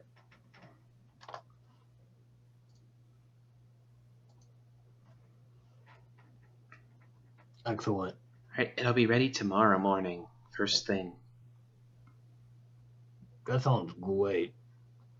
And he's gonna take some time and study, like, how all of this stuff looks like it was made. Like, he's gonna have a look around and just, because I mean, this is his thing, right? Making stuff out of dead animals. Alright, give me an insight check. In? Yeah, because you're trying to like get insight into how this process is made and done. Cool. I dig it. 16. 16? Yeah, you get somewhat of a sense. You get a sense that this person is an expert in their crafts. They have their own little techniques that they use.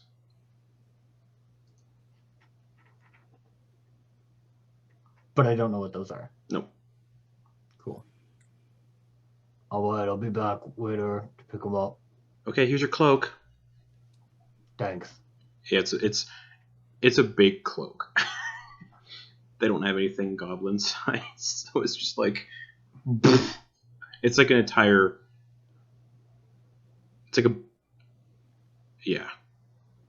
It's like an entire outfit on its own. Yeah. I go. Cling.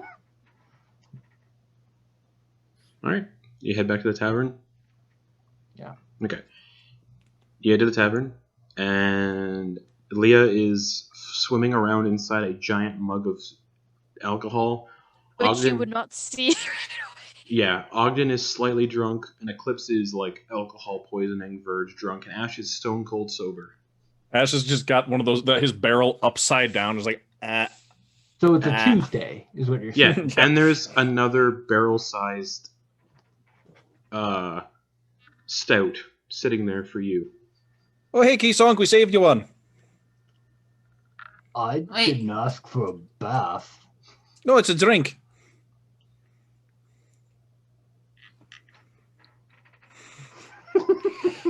Go ahead and try it, and if you don't finish it, I'll finish it for you. That sounds It's really good. He's sunk. I don't think I would start to a new episode. Ogden. Eclipse like leans over to Ogden and is like, your face is cute.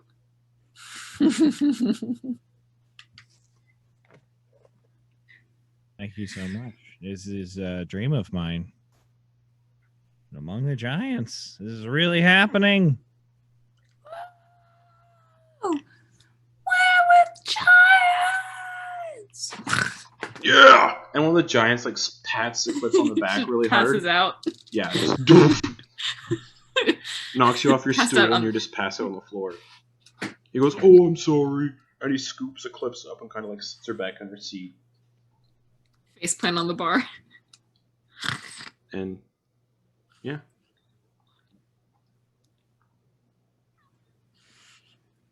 Leah still chugged it. Like, she is just like swimming, turns over, keeps shrinking, swims, keeps shrinking. con save.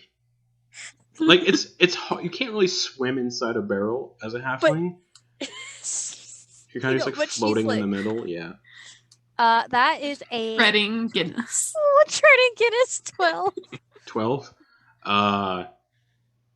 Yeah, you're super drunk. You're like on the verge of like passing out inside this barrel.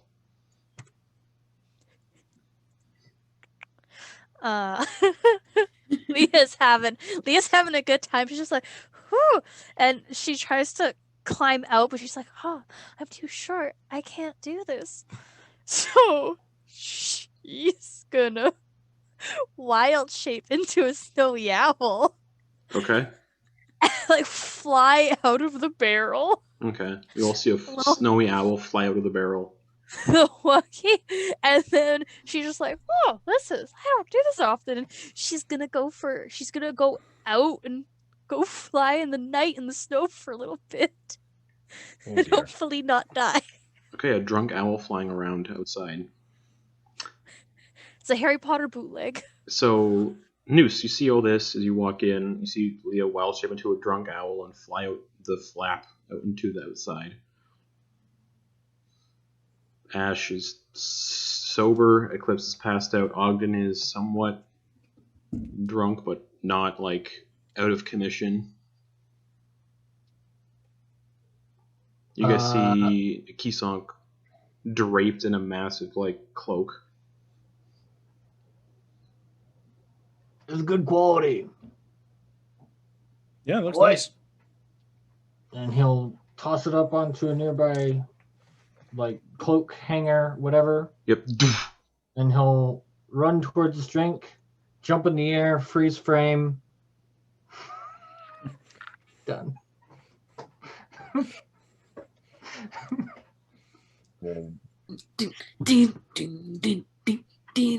I was trying to do the Okay. JoJo song. I guess that's where we'll end the session for tonight. It goes over to the jukebox and plays a They Might Be Giants song. Yeah, so that's where we're on the session for the night. Istanbul, not Constantinople. It was That's a good Istanbul, spot. not Constantinople. And because you guys Constantinople. have gotten a few of these artifacts, level 14. Ooh. I'll have to decide. I think I'm going to go with another level rogue. Ooh, I get Not to Bard. Only level up Not one character. Bard. Alright, so roll hit dice, everybody, and we'll see you all tomorrow night for Rime of the Frost Maiden. So, good night, everybody. Come get 12. hugs from Hodge. 12 max.